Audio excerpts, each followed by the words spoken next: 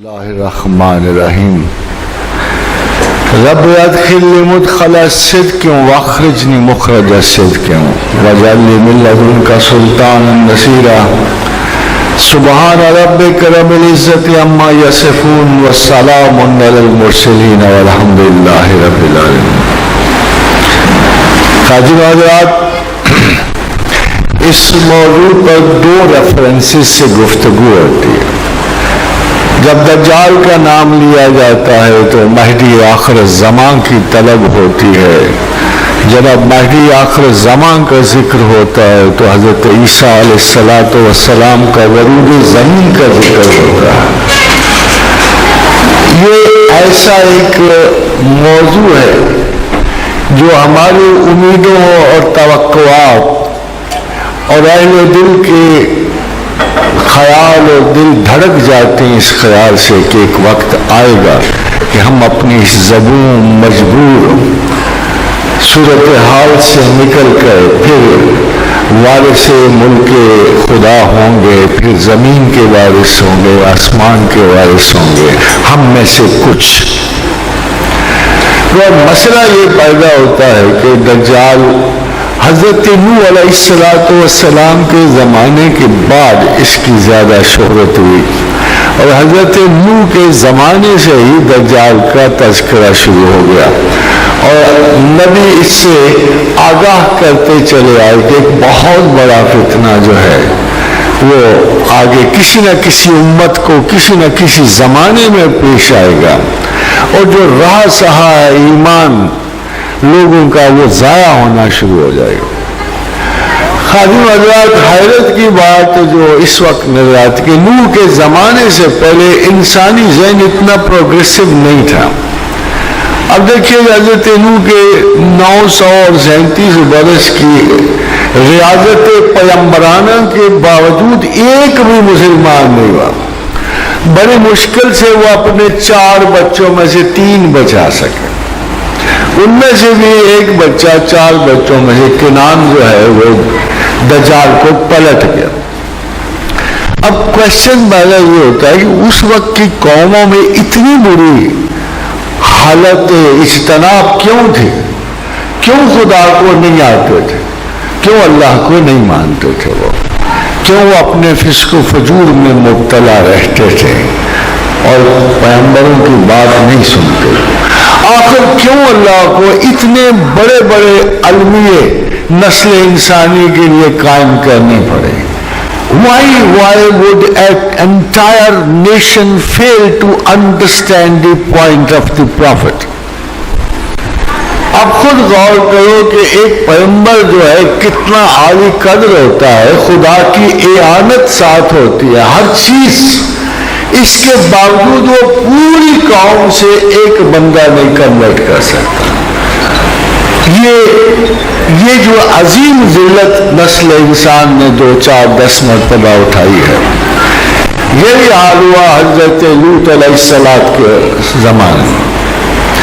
جب لوط کی تباہی کا حکم آیا تو ابراہیم علیہ السلام گھبرائے، لوط ان کے کزن تھے۔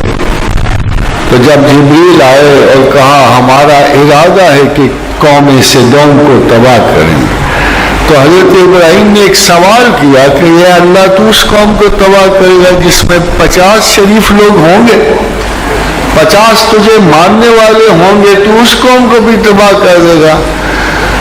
اللہ نے ویسے بھی ابراہیم علیہ السلام کو دوست بنایا ہوا تھا، خلیل تھے، کہا اچھا ابراہیم ٹھیک ہے، اگر 50 ہوئے تو میں نہیں اس قوم کو تباہ کروں۔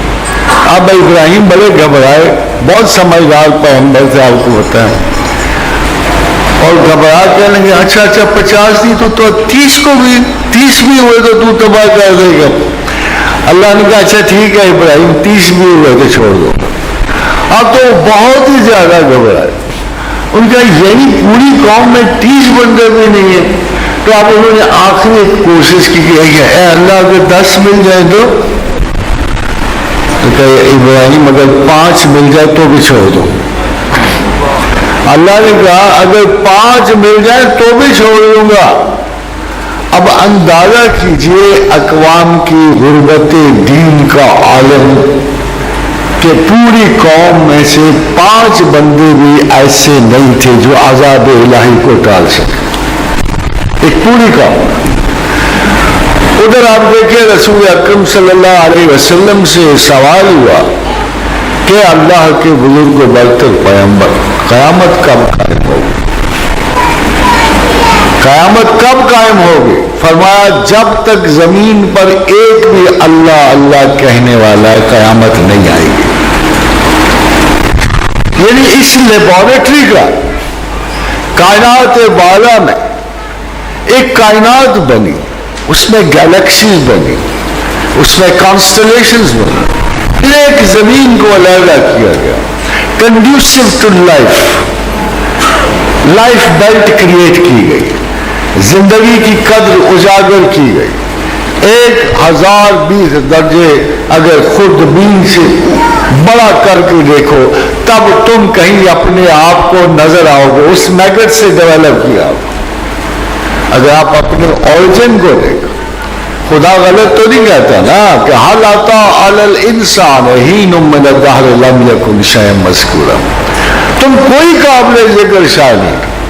اگر کوئی دعوائے غرور ہے، کوئی جبلت انانیت پہ آمادہ کرتی ہے، ایک دفعہ ضرور کسی گائنوکولوجسٹ کے پاس جا کر کسی لیبارٹری میں اس جرثومے کو ضرور دیکھ لینا جس سے آپ کی ڈیولپمنٹ ہوتی ہے۔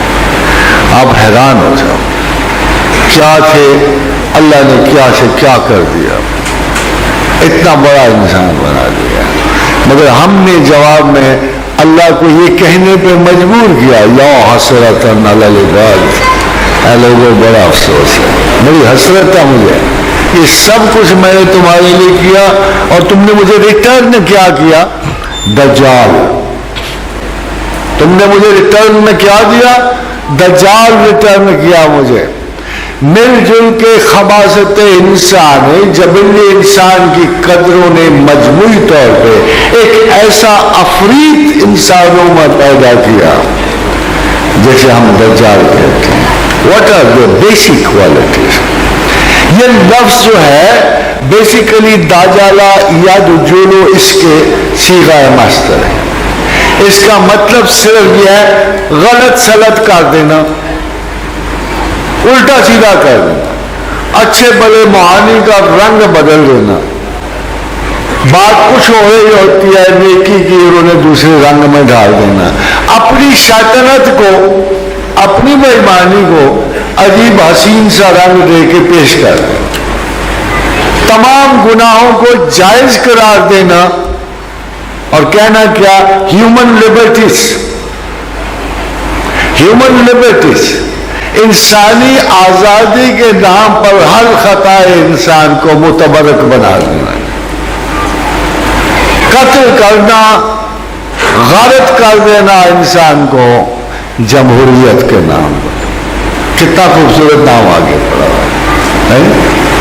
صبح و شام بچوں کو مارنا، بڑوں کو مارنا، عورتوں کو مارنا، ملک میں بدامنی پھیلانا، فساد فی الارض کے خالق ہونا، کس چیز کے نام پر؟ شریعت کے نام پر، خوبصورت آئیڈیلز کے نام پر۔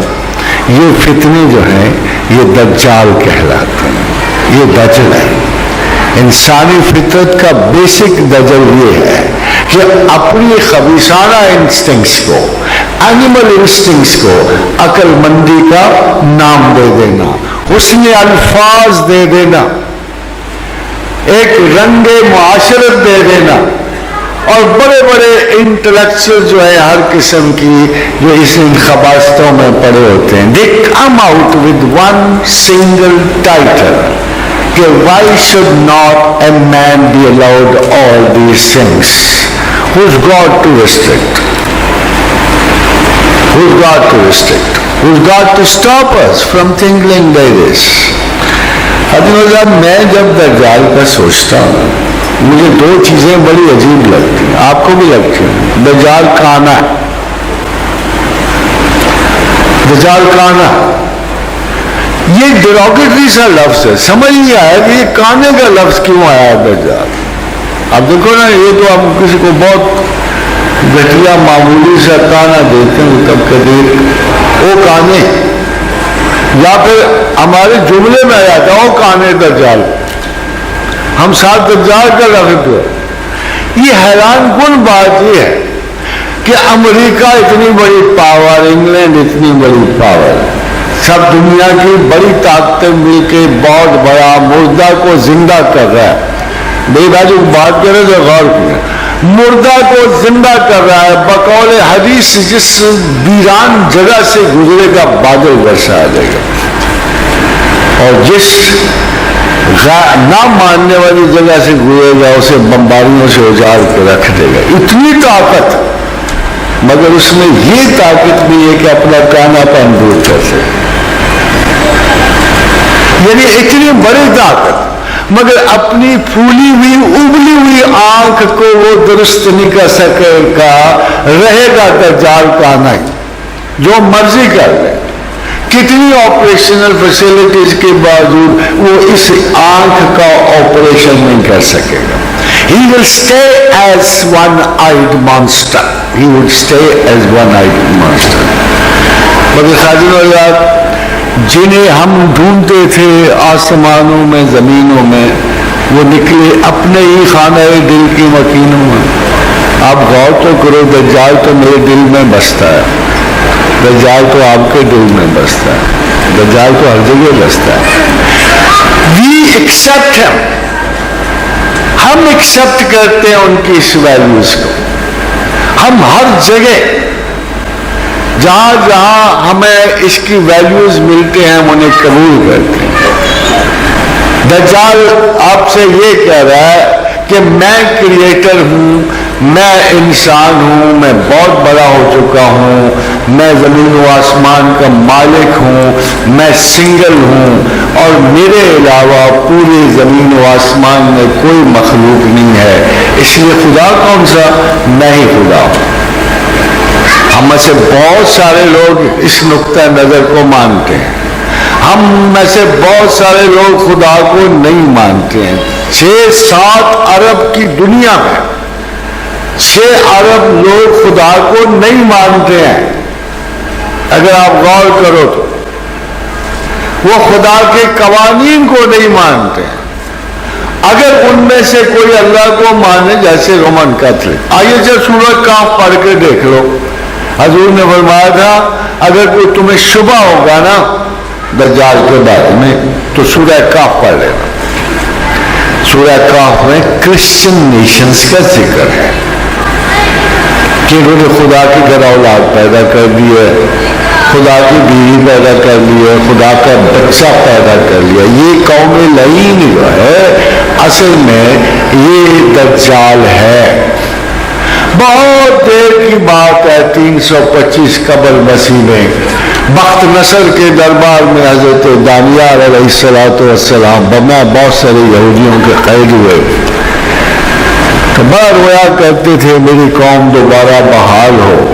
دراصل انہی کے عہد میں پھر حضرت دانیال کی دعاؤں کی وجہ سے یہ قوم پھر واپس گئی، آباد ہوئی یروشلم میں دوبارہ۔ تو ایک دفعہ حضرت جبریل امین سے بات ہو رہی تھی حضرت دانیال کی، تو آپ نے پوچھا ان سے کہ یہ دجال قوم کیا ہے، یہ فتنہ کبریٰ کیا ہے؟ تو کہا کہ یہ قومیں ہیں چند جو مل کے اس کے وجود کو تخلیق کرتی ہیں۔ تو آپ نے پوچھا اس کی پہچان کیا ہوگی؟ کہا کہ بحیرہ بالٹک، مملکت روس اور پانیوں کے گرد آباد قومیں دجال ہے۔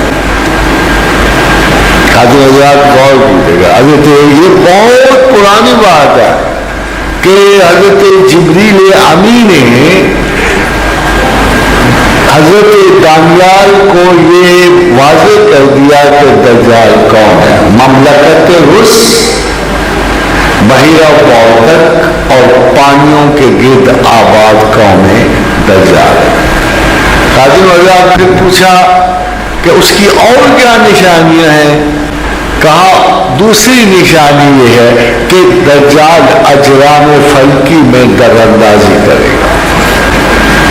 یعنی کائنات میں، گیلیکسیز میں، کانسٹلیشنز میں دخل دے گا اور ستاروں کی جانچ پرکھ کرے گا، اپنی وجود زمین سے باہر نکل جائے گا۔ ان کا اور تیسری کیا دلیل ہے؟ تو کہا دائمی قربانی موقوف کر دے گا۔ قاضی حضرات، دائمی قربانی صرف ایک ہی ہے اور ایک ہی جگہ ہوتی ہے اور وہ کعبۃ اللہ میں ہوتی ہے۔ یعنی بہت جلد دائمی قربانی موقوف ہو جائے گی، یعنی حج موقوف ہو جائے گا۔ جو اس وقت بھی حالات ہیں، اگر تھوڑے سے اور ایکسٹینڈ ہو گئے تو کعبۃ اللہ میں جانا محال ہو جائے گا اور دائمی قربانی بھی موقوف ہو جائے گی۔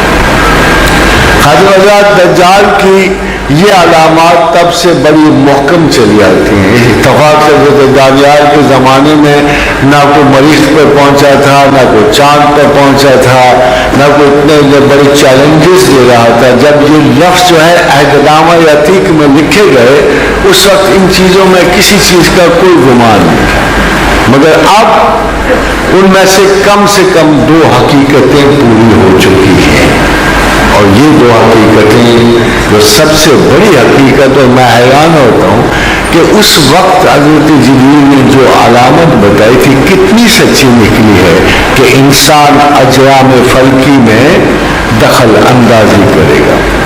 ابھی بھی ابھی میں بہت ساری کتابیں بدل گئی ہیں، مگر عہد نامہ عتیق کو اس لیے شاید بدلا گیا کہ اس سے کوئی یہودی اسکالرز کا مطلب نہیں پورا ہوتا تھا۔ جس چیز سے تو ان کے مطلب پورے ہوتے ہیں وہ بڑی آسانی سے بدل دیتے تھے، مگر یہاں ان کا کوئی کام نہیں تھا، علامتیں تھیں، اس لیے ان آیات کو انہوں نے بدلا نہیں، یہ ویسی رہ گئی۔ تو یہ آیات جو ہیں اس وقت بھی عہد نامہ عتیق میں بائبل میں موجود ہے۔ قاضی حضرات، اللہ کے رسول کا ارشاد ہے کہ اسلام کی ابتدا اجنبیت سے ہوئی۔ اسلام دنیا میں اجنبی کی طرح آیا ہے، ایک سنگل بندہ، پھر ایک بندہ، پھر ایک بندہ، محمد رسول اللہ صلی اللہ علیہ وسلم، سیدنا ابو بکر صدیق رضی اللہ تعالی عنہ، سیدنا علی بن ابی طالب، سیدنا خدیجہ الکبریٰ، ایک بندہ، پھر یہ بڑھتا ہوا ہم تک پہنچ گیا، اور یہ امانت پروردگار پھر ہمارے ہاتھ میں ہے۔ ہم کیسے لوگ ہوں گے بھلا؟ اس زمانے کے لوگ، دجال کے زمانے کے ہم لوگ کیسے ہوں گے؟ اللہ کے رسول کے مطابق خداوند کریم نے فرمایا کہ دوبارہ اسلام اجنبیت کی حالت کو پلٹ جائے گا۔ تو صاحب نے پوچھا، یا رسول اللہ دوبارہ اجنبیت کیسی ہوگی؟ یہ تو تسلیم کیا کہ ایک ایک کر کے مسلمان ہوئے لوگ اور بیعت عقبہ اولیٰ اور ثانیہ سے گزرے، پھر مدینے کی ریاست قائم ہوئی، پھر ہماری ریاست قائم ہوئی مذہب کے نام پر۔ مدینے کے بعد یہ پہلی ریاست اسلام کے نام پر قائم ہوئی۔ یہ بھی حیرانی کی بات ہے، پاکستان پہلی ریاست ہے جو مدینے کے بعد پیورلی اسلام کے نام پر قائم ہوئی، جس کا موٹو ہی صرف یہ تھا کہ پاکستان کا مطلب کیا، لا الہ الا اللہ۔ اسی لیے پاکستان آپ کو پتہ ہے مدینہ کا ہمانی ہے، مدینہ کا ہمانی ہے، جو مدینے کا مطلب ہے وہی پاکستان کا مطلب ہے، اور یہی 2 آخر میں بچنے والے ملک ہیں، چاہے جو مرضی کوئی کر لے، یہ دونوں ہمانی ملک ہی آخر میں بچے رہے۔ حضور نے فرمایا اجنبی وہ ہے جو لوگوں کو فساد میں مبتلا کے ہوتے دیکھ کر ان کی تھوڑی سی اصلاح کر دیں۔ اجنبی لوگ وہ ہیں کہ جب لوگوں کو فساد میں مبتلا دیکھیں تو تھوڑی سی ان کی اصلاح کر دیں۔ یہ بمشکل آپ کو نظر آئیں گے، زیادہ تر لوگ وہ نظر آئیں گے جو گروہ در گروہ اصلاح کے لیے آئیں گے اور مزید ان کو دجل و فریب میں مبتلا کر کے چلے جائیں گے۔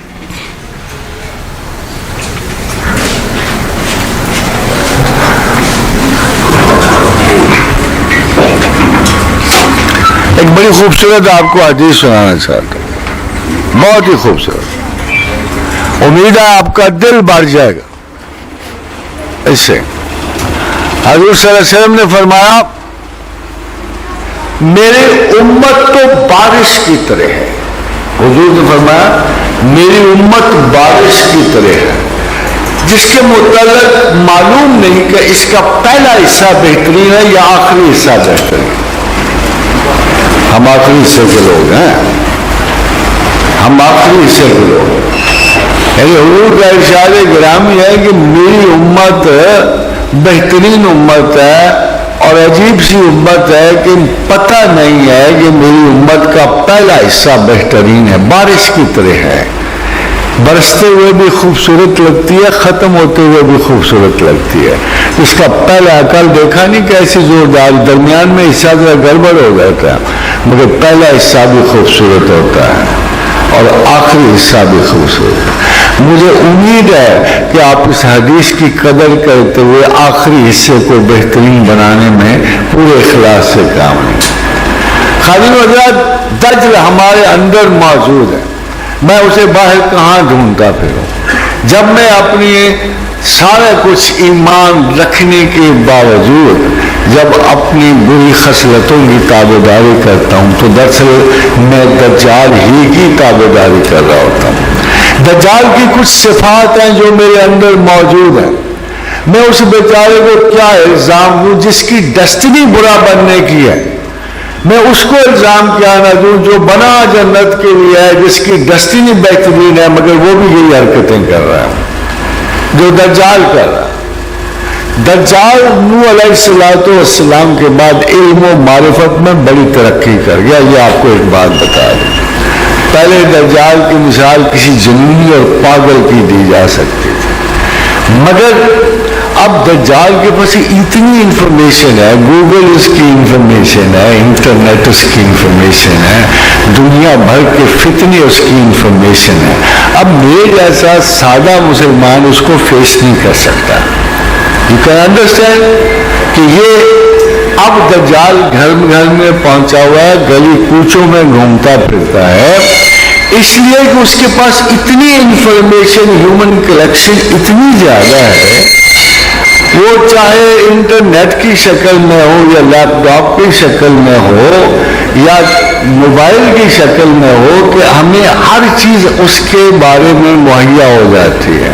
اتنی انفارمیشن والے کے ساتھ وہ آدمی کیا لڑے گا جس بیچارے پلے میں نہ کوئی عقل ہے نہ ہدایت ہے، جس کو پتہ نہیں ہوتا۔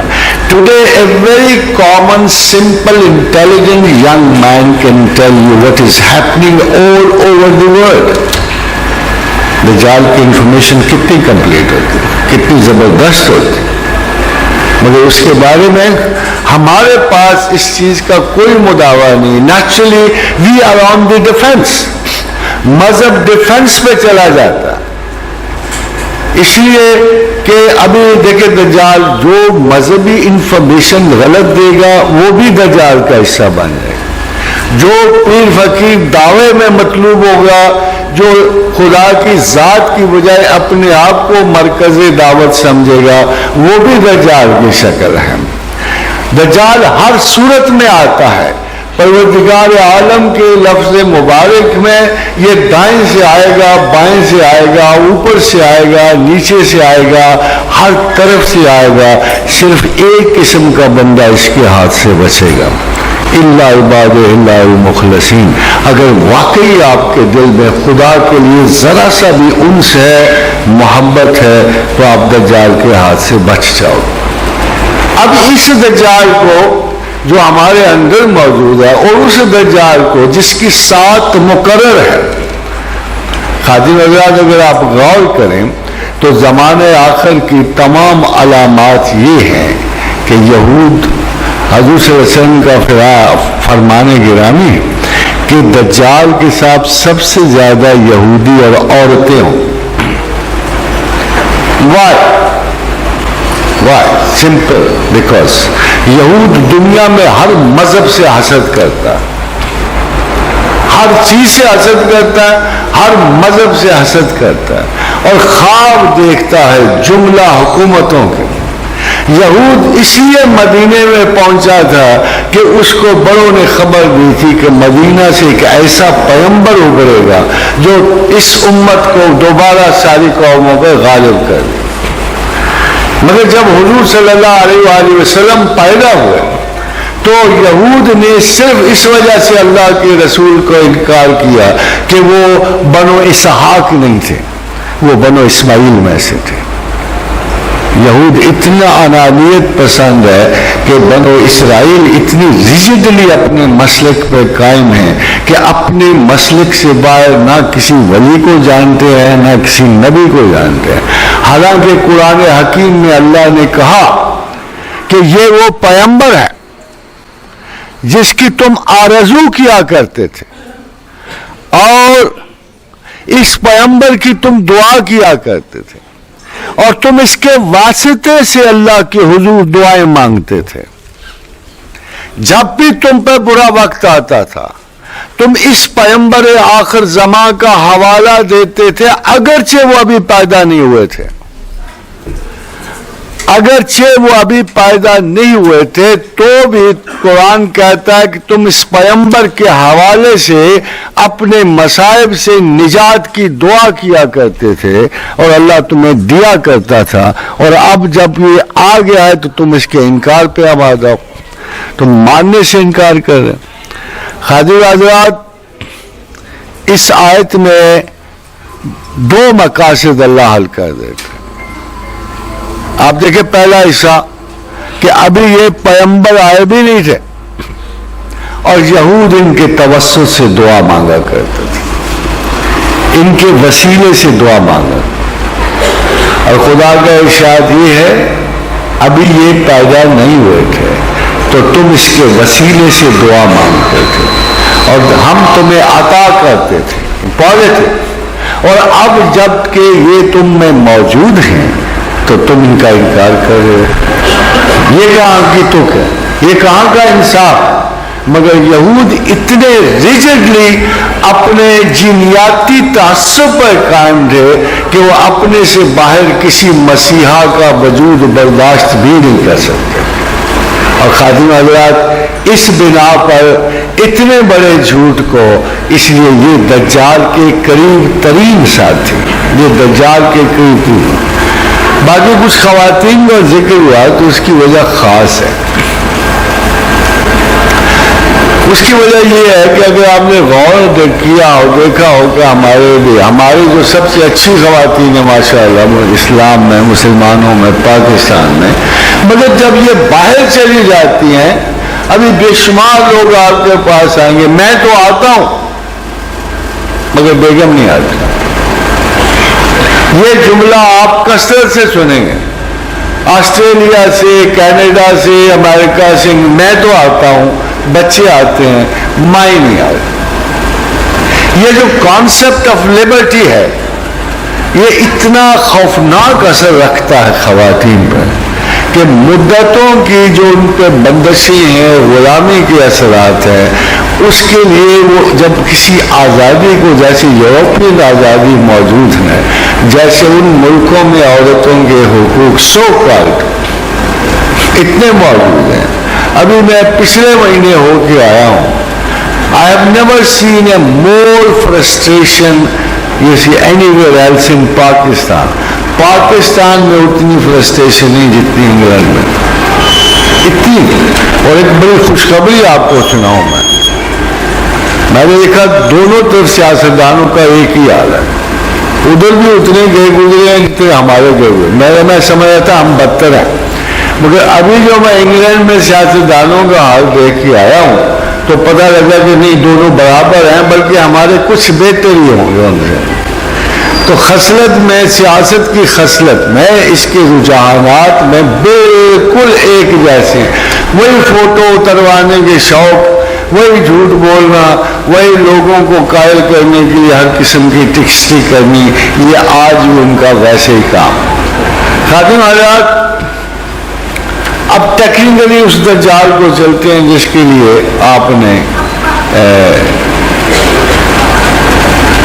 دجال سے پہلے ایک اصل میں دور فتن جو ہے، جس کا فتنوں کا زمانہ کہتے ہیں، اس کو آپ اتنا دیکھ چکے ہو کہ ان کو دہرانے کی ضرورت نہیں. پاکستان جو دیکھ چکا ہے نا جی, ان فتنوں سے بڑا کوئی فتنہ بتایا نہیں گیا.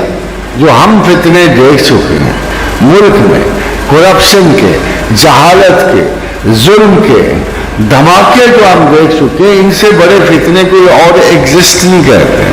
اب مشرق میں یا دمشق میں جیسے اب فتنہ اٹھا ہوا ہے, یہ بڑا ڈینجرس قسم کا فتنہ, یہ کنارے کا فتنہ. لگتا یہ ہے کہ یہ اسکیلیشن میں جائے گا, یہ اور بڑھے گا. جب یہ اور بڑھے گا تو آپ یقین کر سکتے ہو. دیکھو سیانہ مسلمان وہی ہے جو ارد گرد کے حالات پہ بڑی اچھی نظر رکھے. اب چونکہ یہ فتنہ اس ملک میں ہو رہا ہے جو بیسیکلی تمام پیشن گوئیوں کا سینٹر ہے, یعنی دمشق میں ہو رہا, اور یہاں آ کے مملکت شام میں ہو رہا ہے. اور مملکت شام میں ہی دجال, آخر زمانہ, جنگ, سب سے بڑا جنگ کا فتنہ وہیں سے شروع ہونا ہے. اس لیے ہو سکتا ہے کہ ٹائم آ گیا ہو سکتا ہے کہ ٹائم ٹل جائے, مگر ہمیں یہ دیکھتے رہنا ہے کہ شام کا فتنہ کہاں تک بڑھتا ہے. اب وہ شام کے فتنے کی تھوڑی سی مثال یہ ہے کہ اس جگہ آ کے ایک شام میں مقام ہے جسے الغوطہ کہتے ہیں, یہاں لشکر اسلام کا سینٹر ہوگا. یہیں پر حضرت یہاں پر دجال بھی آئیں گے.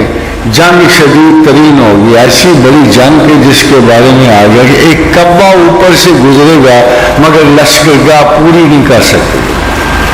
یعنی اتنی فضا میں دھماکے اور گرد آلود ہوں گے کہ کوئی پرندہ بھی وہ فضائے جنگ جو ہے پار نہیں کر سکے گا اور نیچے گر پڑے گا. اتنی خوفناک جنگ. اس میں مسلمانوں میں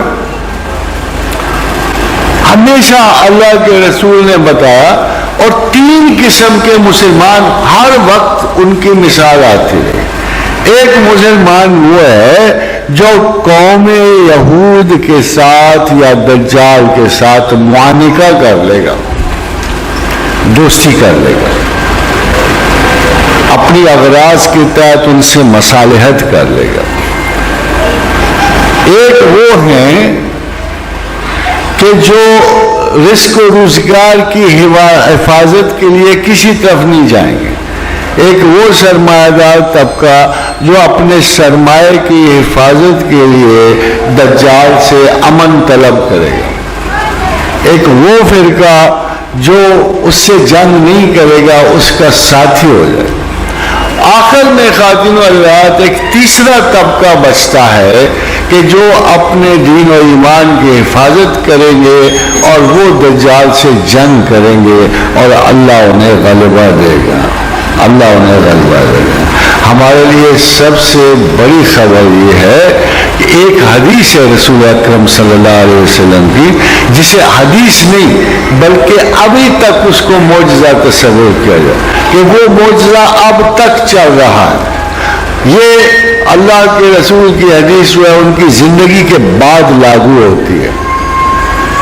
فرمایا کہ تم سب سے پہلے اکاسرائے روم سے جنگ کرو گے, پھر تم ان پر غالب آؤ گے, پہلے دور کی بات. پھر وہ فرمایا کہ تم کسرائے ایران سے جنگ کرو گے, تم اس پر غالب آؤ گے.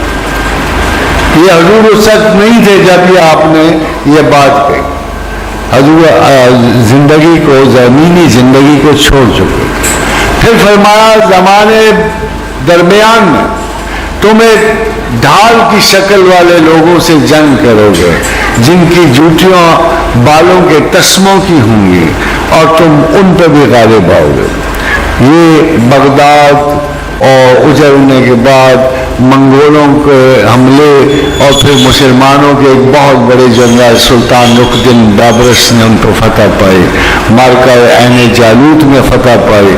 پھر ان کے خلاف یورپی مسیحوں کے خلاف اس نے بیٹل آف منصورہ میں جنگ پائی اور حضور کی پیشن گوئی پوری ہوئی کہ تم ان کے خلاف جنگ کرو گے اور فتح پاؤ.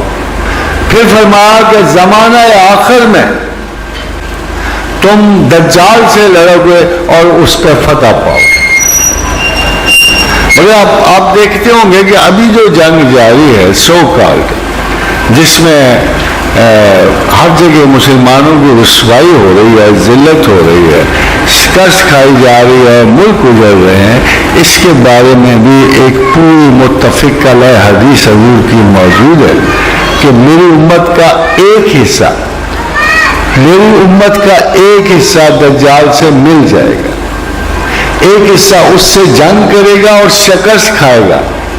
مگر اس کے ساتھ ہی اللہ کے رسول کے ایک اور جملہ موجود ہے کہ یہ میری امت کے بدترین لوگ ہوں گے. یہ 3 سٹیٹمنٹس ہیں اس حدیث میں. پہلی سٹیٹمنٹ یہ کہے گی کہ میری امت کا 1/3 ان کے ساتھ مل جائے گا. دوسرا حصہ یہ ہے کہ میری امت کا دوسرا 1/3 حصہ ان میں سے کچھ لوگ ان کے خلاف جنگ کریں گے، لڑیں گے اور شکست کھائیں گے، اور میری امت کے یہ بدترین لوگ ہوں گے. پھر آخر میں میری امت کا تیسرا حصہ اٹھے گا اور وہ دجال کے خلاف جنگ کرے گا اور مکمل فتح پائے گا. قاضی حضرات، ہم اتنی جنگیں دیکھ چکے ہیں، ارد گرد اتنی مسلمانوں پہ آفات گزر چکی ہیں کہ ہم خود سوچتے رہتے ہیں کہ پروردگار عالم یہ حوادث کا سلسلہ کب ختم ہوگا، کب ہم نئے سرے سے اپنے آپ کو مسلمانوں کے نمائندے پائیں گے. مگر جیسے میں آپ سے عرض کروں، the most important thing about this all issue is کہ ہم کتنے دجال کے ساتھی ہیں اور کتنے اسلام کے ساتھ ہیں. یہ منافقانہ روش کی پالیسیز اب چل نہیں سکتی.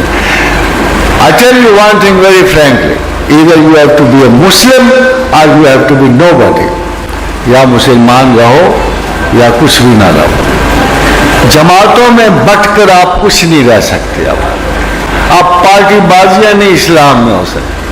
اب یہ منافقانہ اور نفاق کے سلسلے ختم ہونے سے امت واحدہ نہیں بنتی جب وہ کم از کم 72 فرقوں میں نہ بٹی ہوئی ہو.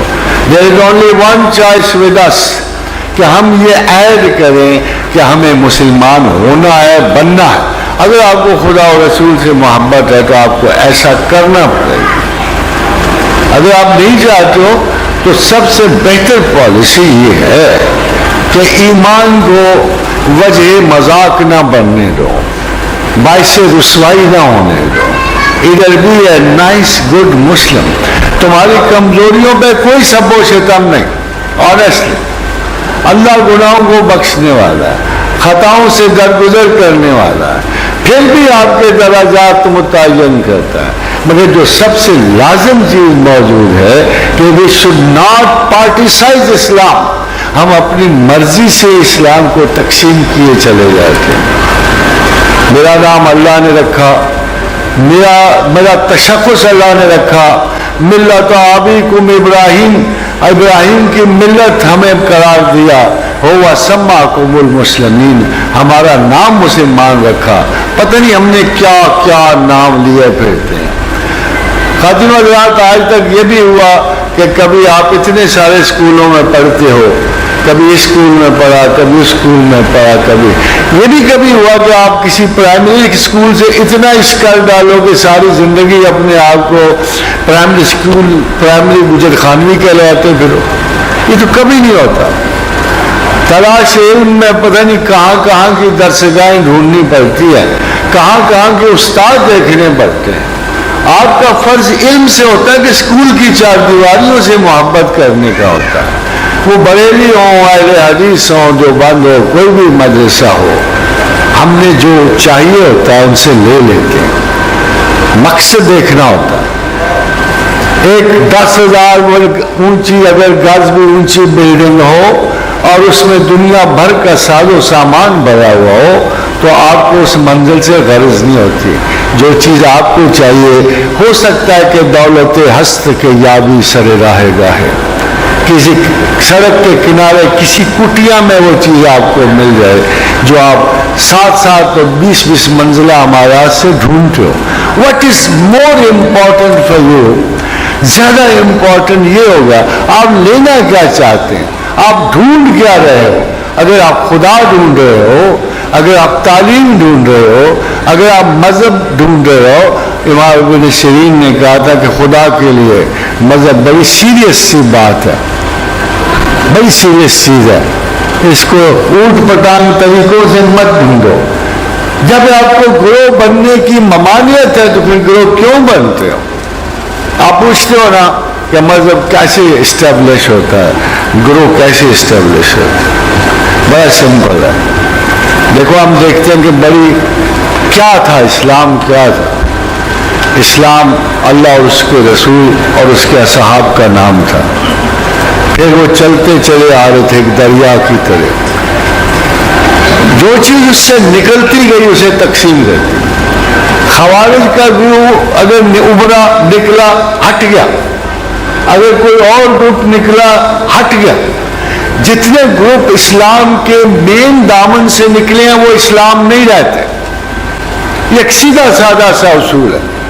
اگر آپ غور کرو, بہت سارے لوگ پیچھے جاؤ, کہو جی ہم اللہ اور رسول اور اس کے اصحاب کے دوست ہیں, ہمیں وہی مذہب عزیز ہے جو ان کا مذہب تھا. اب نہ آؤ نیچے, کوئی ضرورت نہیں فلاں کا مقلد ہونے کی, فلاں کا مقلد ہونے کی. We should go back. کلو یرجعون الی اصل, ہر چیز اصل کو لوٹتی ہے.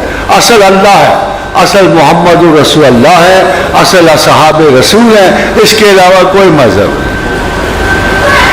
کہا کہ نہیں اللہ کے رسول نے میرے اصحاب ستاروں کی طرح. کتنا بڑا میٹا فزیکل مذہب تھا. یہ دجل نہیں تو اور کیا ہے؟ اور کیا دجال نے کیا کیا آپ کے ساتھ؟ ایک مستحکم بنیادی نظریے سے ہٹا کر مکڑی کے جالوں میں گئے. قرآن نہیں کہتا. اور شیطان کا فریب تو مکڑی کے جالوں کی طرح ہے. جگہ ایک جگہ لگ جائے تو دیکھتے دیکھتے ساری چھت کور کر لے گا, مگر حق ایک پتھر کی طرح آتا ہے اور ان تمام جالوں کو توڑتا ہوا نکل جاتا ہے. آپ کے ہاتھ میں ایک پتھر ہے, ایک پتھر, وہ اللہ, اس کا رسول اور اس صحاب کی سنت ہے. یہی وہ لوگ ہیں کہ جن کی مطابعت میں ہم زمین و آسمان کی خلافت حاصل کر سکتے ہیں اور دجال سے لڑ سکتے ہیں. دجال آپ کی کوئی کمزوری نہیں چھوڑتا, قطعاً کوئی کمزوری نہیں چھوڑے گا. اٹس سو کلیور, اتنا ذہین ہو چکا ہے دجال, اتنا انفارمڈ ہے دجال, اتنے اس کے پاس جدید, دیکھو کیا کیا اس کے پاس دنیا میں نہیں ہے. وہ زمین و آسمان کے ذخائر ڈھونڈ لیتا ہے. اللہ کے رسول نے غلط تو نہیں کہا ہوا. وہ زمین کی خبریں لے لیتا ہے, تہے زمین کی. وہ آسمان کی خبریں لے رہا ہے, بڑی بڑی دور تک ہبل کے پروگرام جا رہے ہیں. یہ سارے اس کے انفارمیٹری اور پروسیسز ہیں. اس کا استحکام بڑا ہے. آپ غریب تر لوگ ہو, لسر انفارم لوگ ہو, آپ اس کے جال میں کہیں نہ کہیں پھنس جاؤ گے. یہ میں آپ کو وارن کر رہا ہوں, آپ کہیں نہ کہیں اس کے جال میں پھنس جاؤ گے. کیوں کہا اللہ کے رسول نے کہ جب دجال کا اثر آئے تو سورہ کہف پڑھ لیا کرو, اس لیے کہ اس میں ذکر دیکھو کس کا ہے. اس میں ویسٹرن نیشنز کا ذکر ہے. وہ دانیال کی پیشن گوئیوں میں ویسٹرن نیشنز کا ذکر ہے کہ don't follow them in the name of progress, don't follow them in the name of progress. دیکھو جب وہ یہ کہتا ہے کہ میں نے بجلی تمہیں دی, وہ ٹھیک کہتا ہے. جب دجال تمہیں یہ کہتا ہے ریڈیو ٹیلی ویژن میں نے دیا, ٹھیک کہتا ہے. لیکن جب وہ یہ کہتا ہے یہ دینے کی وجہ سے میں خدا ہوں, وہ غلط کہتا ہے. فرق ملحوظ خاطر رکھو.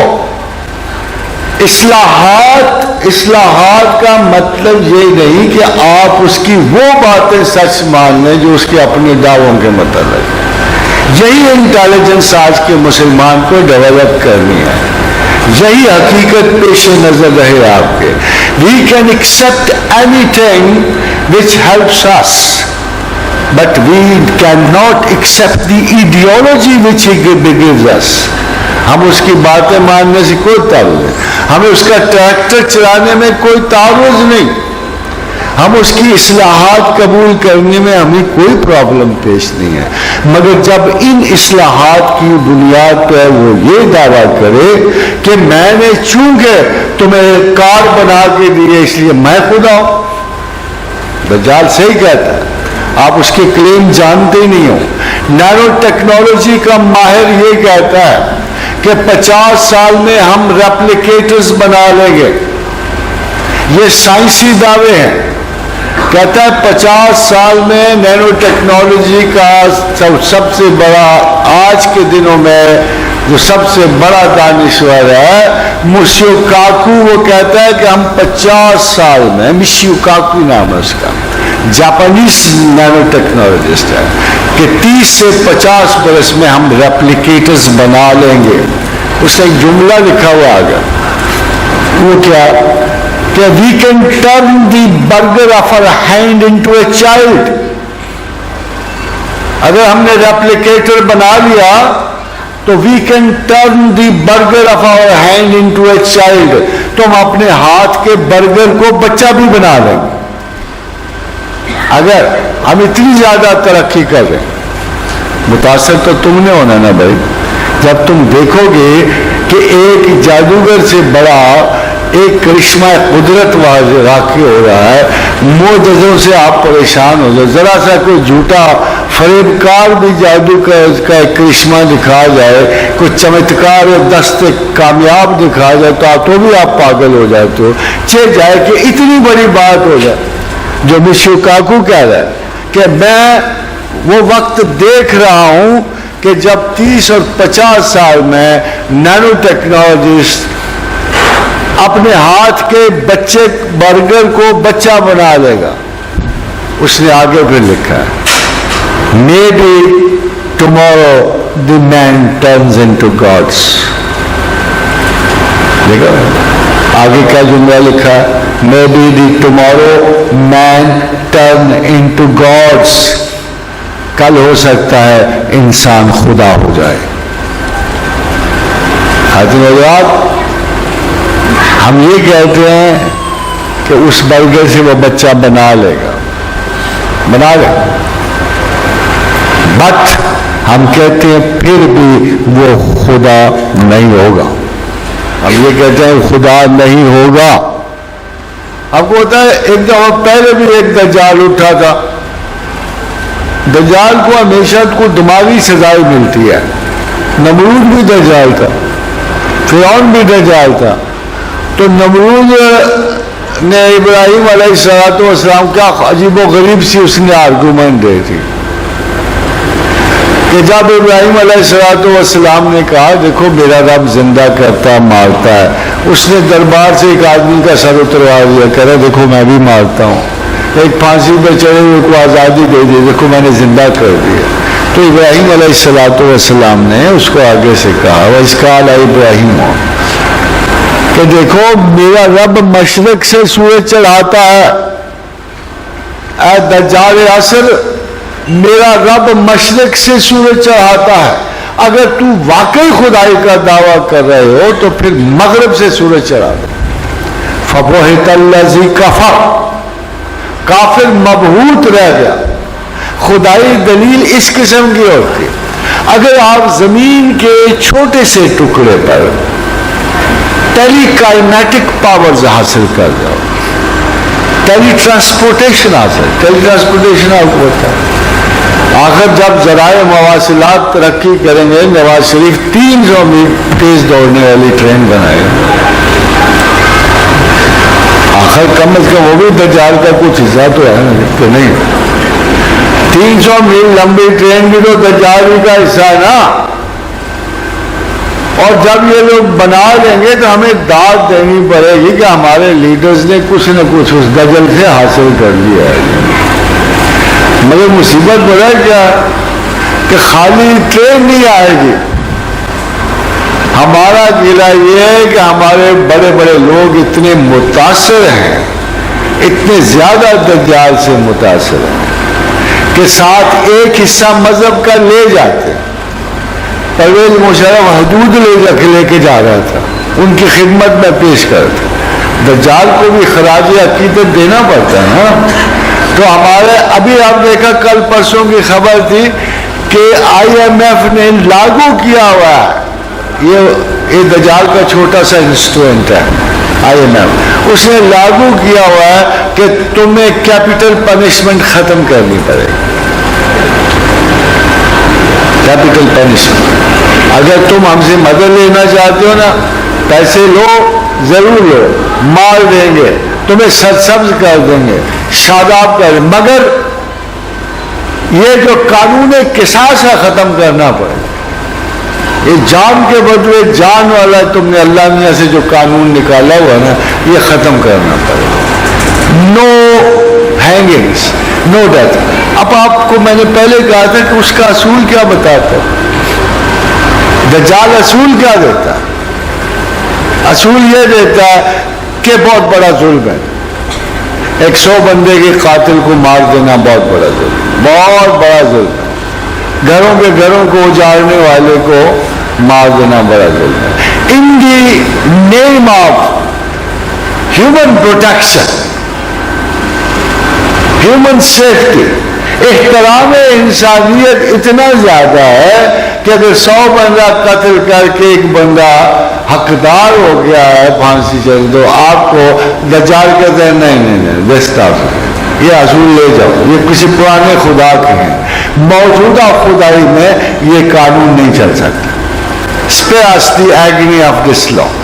اب یہ آہستہ آہستہ آپ کے گھروں میں ہر جگہ آپ کے آہستہ آہستہ دجال جو ہے آگے بڑھتا ہوا ہمارے رگ و پے میں سرایت کرتا ہوا آگے بڑھ، ہماری یونیورسٹیوں میں، ہمارے کالجز میں، ہر جگہ قدم بڑھاتا ہوا چلا۔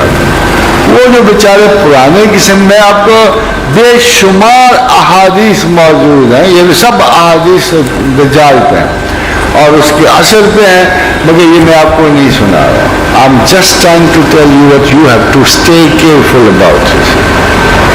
اب دیکھیے عید گئی،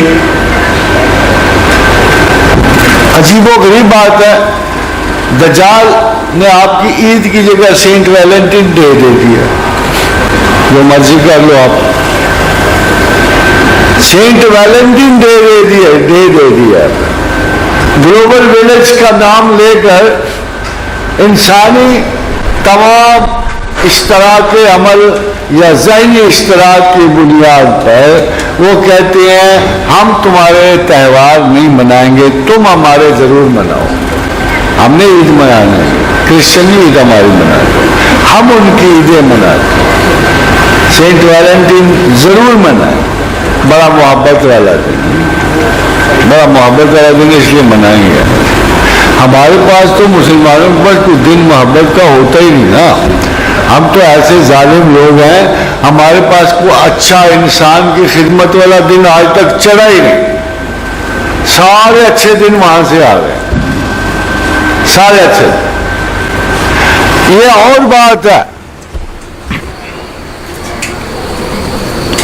یہ دیکھیں عجیب بات کہ دنیا میں سب سے زیادہ خیرات و صدقات پاکستانی قوم دیتی ہے، سب سے زیادہ۔ پچھلے سالوں میں 70 بلین تھے، اب یہ 100 بلین سے زیادہ خیرات پاکستانی قوم کرتی، مگر اندازہ لگائی کدھر کرتی ہے۔ آپ بس پر سے آ رہے ہو نا تو دیکھو گے سامنے ایک جھنڈا لگا ہوا ہے، گاڑی پر سے آ رہے ہو تو بھی دیکھو گے پیسے باہر پھینکے جا رہے ہیں ایسے، خیرات و صدقے بتاؤ۔ آپ کسی جگہ جھنڈا لگا دو، کسی جگہ ایک مخصوص شکل کا ایک بندہ باہر بیٹھا ہوگا اور وہ پیسے کلیکٹ کر رہا ہوگا۔ چیریٹی میں نہ کوئی اصول، نہ کسی قسم کی صفائی کا اصول، نہ کسی اخلاقی قدروں کا، اس کے باوجود مسلمان قوم بائی ہیبٹ خیرات کرنے والی، عادتاً خیرات کرنے والی۔ اور ایک آپ کو عجیب بات سن، پچھلے دن ایک مسئلہ پیش ہو رہا تھا، اب رمضان آگے آ رہا ہے نا، اس لیے آپ کو بتا رہا ہوں کہ جب وہ رمضان کی آیات شروع ہوئی اور بھرپور آیات شروع ہوئی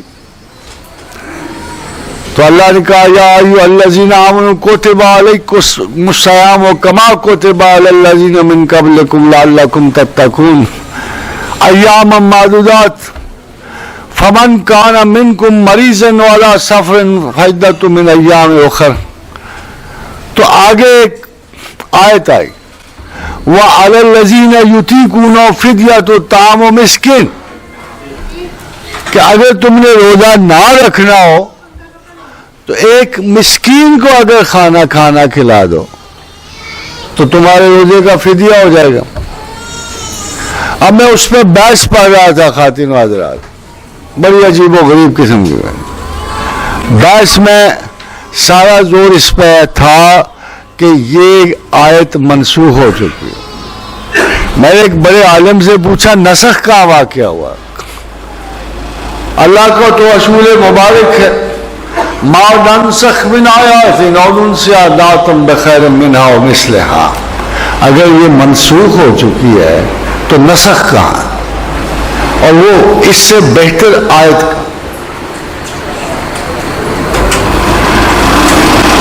وہ بھی کوئی نہیں، قرآن بھی موجود، آیت بھی موجود، مگر پرابلم یہ ہے کہ ہمارے علماء دین سمجھتے ہیں کہ روزہ رکھنا مشکل ہے، کھانا کھلانا آسان ہے۔ مگر سچ پوچھو تو دجال کی فطرت یہ ہے کہ کھانا کھلانا مشکل ہے، اس کے لیے روزہ رکھنا بڑا آسان ہے۔ یہودیوں میں شائلاک بڑا مشہور ہے، بڑا ڈرامائک کیریکٹر ہے شائلاک، جو سب سے بڑا بخیل ہو نا اس کو ہم شائلاک کہتے ہیں۔ شائلاک میں چمڑی جائے اور دمڑی نہ جائے، آپ نے سنا نا؟ تو جب ایک صاحب نے مجھے کہا، میں نے کہا بات سنو، میں قسم کھا کے کہہ سکتا ہوں اگر کوئی ایسا رمضان گزرے کہ آدھا مسلمان روزے نہ رکھے مگر اپنے حصے کا کھانا آدھے مسلمانوں کو دے دیں گے تو خدا کو زیادہ خوشی ہو۔ اب تعجب کی بات کیا ہے؟ دیکھیں فطرتاً تعجب کی بات بڑی ہے۔ آگے آپ چلیے، خدا نے کہا جس نے روزہ توڑا اس کو روزہ مسلسل بھی رکھنا پڑے گا، روزہ اتصال بھی رکھنا پڑے گا۔ اس کے آگے جا کے کہا ہاں مگر 60 غریبوں کو کھانا کھلا دو تو تمہارا روزہ توڑنے کا عذاب تم پر سے ٹل جائے گا۔ خدا نے جہاں جہاں کوئی سختی بیان کی اس کا حل جو ہے کھانا کھلانے میں رکھا۔ اب یہ ہماری طرف دیکھو لوگوں کی عجیب و غریب ذہن ہے کہ کھانا کھلانے کو چھوٹا عمل سمجھا ہوا۔ مجھے پورا یقین ہے، آپ یقین کرو کہ لوگ روزہ رکھیں گے کھانا کسی کو نہیں کھلائیں گے۔ بخل سب سے بڑی ویلیو ہے شیطانی، سب سے بڑی ویلیو۔ یہ سارا فساد خلق کو ہے کس وجہ سے؟ کمیلگی کی وجہ سے، بخل جان کی وجہ سے۔ احضرت الانفس الشح، ہم نے ہر جان کو بخل جان پہ جمع اپنی بچتوں میں۔ یہ کہا لوگوں کو کھانا کھلائیں، کیا اللہ بندوں کو نہیں جانتا؟ کیا اس کی سب سے بڑی امپورٹنٹ ترین صفت یہی نہیں ہے الحمدللہ رب العالمین کہ وہ جہانوں کو پالتا ہے؟ اب جس شخص میں استطاعت ہو وہ کھانا کھلائے۔ اب اس آیت میں اتفاق نہ عمر کا ذکر ہے، نہ بیماری کا ذکر ہے، نہ سفر کا ذکر ہے۔ فمن کان منکم مریضا ولا سفرا فعدۃ من ایام اخر، یہ جو ایکسیپشن پہلے ہی طے ہو گئی نا، ختم ہو گئی۔ اس کے بعد اللہ نے کہا وعلی الذین یطیقونہ فدیۃ طعام مسکین، اگر اس کے بعد کوئی روزہ واقعی، کیونکہ اب جو بیماریاں ہیں انسان کی وہ بدنی نہیں ہے، استطاعت جان پہ نہیں ہے، دل و دماغ پہ چلی گئی ہے، ذہنی کمزوریوں پہ، فیئرز پہ ہیں، فوبیاز پہ ہیں، ڈسسیٹسفیکٹری سولز ہیں۔ اب اگر کوئی اس قسم کا کوئی نیک کام کر دے کہ کسی کو کھانا کھلا دے تو بھی اس کی روزہ رکھنے کی ذمہ داری پوری ہو جاتی ہے، مگر ہمارا جو ریجڈ ایمان ہے، اسلام ہے، ہی ول نیور الاؤ اٹ۔ اس کو یہ ہلکا لگتا ہے کام، میں کہتا ہوں مشکل ہے کھانا کھلانا، وہ کہتے ہیں ہلکا کام ہے۔ یہ اپروچ کا فرق جو ہے ہمارا لائف کی طرف، یہی آگے جا کے فیوچر میں ڈٹرمن کرے گا کہ ہم اللہ کی بات کیسے مانتے ہیں اور شیطان کی اور دجال کی بات کیسے مانتے ہیں۔ We must create some very clear rules to guide ourselves. اور اللہ تعالیٰ آپ کو بھی برکت دے۔ You have to be careful. اگر آپ کے اندر یہ عصر حاضر کا دجال نہ بیٹھا ہو تو مجھے یقین ہے کہ اس وقت آپ انتہائی خطرات میں موجود ہیں، مگر وہ لوگ نہیں جو خدا کو وضاحت سے جانتے ہیں، مانتے ہیں اور اس کے تصور سے اپنے آپ کو وابستہ رکھتے ہیں اور اپنی تعلیمات میں یہ اچھی طرح جانتے ہیں کہ ہمیں جس چیز کی وارننگ دے دی گئی ہے ہم اس سے آگاہ۔ اس کے باوجود میں آپ کو کچھ احادیث ایسی سناؤں گا۔ یہ اصل میں سارے واقعات ہو چکے ہیں، شام والے، بصرہ والے، اور یہ ایک گروہ اس زمانے میں دجال کے، یہ دیکھو صاحب ہم پہ ہو چکی ہیں۔ ایک گروہ بیلوں کی دم پکڑے زمین سے چمک جائے گا، یعنی دنیا ہی کمانے میں لگے رہے تو یہ لوگ ہلاکت میں پڑ جائیں گے۔ ایک گروہ اپنے مفادات کے چکر میں پڑ جائے گا، کفار سے دوستی اختیار کر لے گا اور یہ کفر کے مرتکب ہوں گے۔ ایک گروہ اپنی اولاد کو پیچھے چھوڑ کر دشمنوں سے قتال کرے گا، یہی لوگ شہداء ہوں گے اور یہی لوگ اللہ کی نظر میں کامیاب ٹھہرے گا۔ دیکھیں کیا جملہ ہے اللہ کے رسول کا، قیامت اس وقت تک قائم نہیں ہوگی جب تک میری امت کے قبائل مشرکین سے نہ مل جائے، یہاں تک کہ میری امت کے قبیلے مورتیوں کی بھی پوجا کرنے لگیں گے۔ کبھی آپ غور کرو، یہ ہمارے سیکولر جو مسلمان ہیں نا، سیکولر مسلمان، یہ بڑی خوشی سے جا کے ڈنڈوت کرتے پھرتے in the name of culture, in the name of culture. یہ تو اللہ نے کہا کہ دوسرے مذاہب کے چاہے وہ کتنے ہی غلط ہوں ان کا احترام کرو۔ اللہ نے حکم دیا ہوا ہے کہ دوسروں کی عبادت گاہوں کا احترام کرو، کیونکہ یہ تمہارا کام نہیں ہے۔ لا اکراہ فی الدین قد تبین الرشد من الغی، یہ تمہارا کام نہیں، رستہ میں نے دکھا دیا، سزا میں نے دینی ہے، تم کو اپنے اپنے انجام کی فکر کرنی چاہیے۔ تم ان کو بتوں کو توڑ کے تفاخرانہ نہ پھرو، ان کو گالیاں دے کہ ان کے مذہب کو تمہارا کوئی اخلاق نہیں ہوگا۔ اللہ نے فرمایا اگر تم ان کے غلط خداؤں کو دعوت دو برا کہو گے نا تو تمہیں تکلیف زیادہ ہوگی، کیونکہ یہ تمہارے سچے خدا کو برا کہیں گے، تمہیں تکلیف زیادہ ہوگی۔ اس لیے کسی کے مذہب کو برا کہنا کم از کم ہمارے خدا کی سختی سے ممانعت۔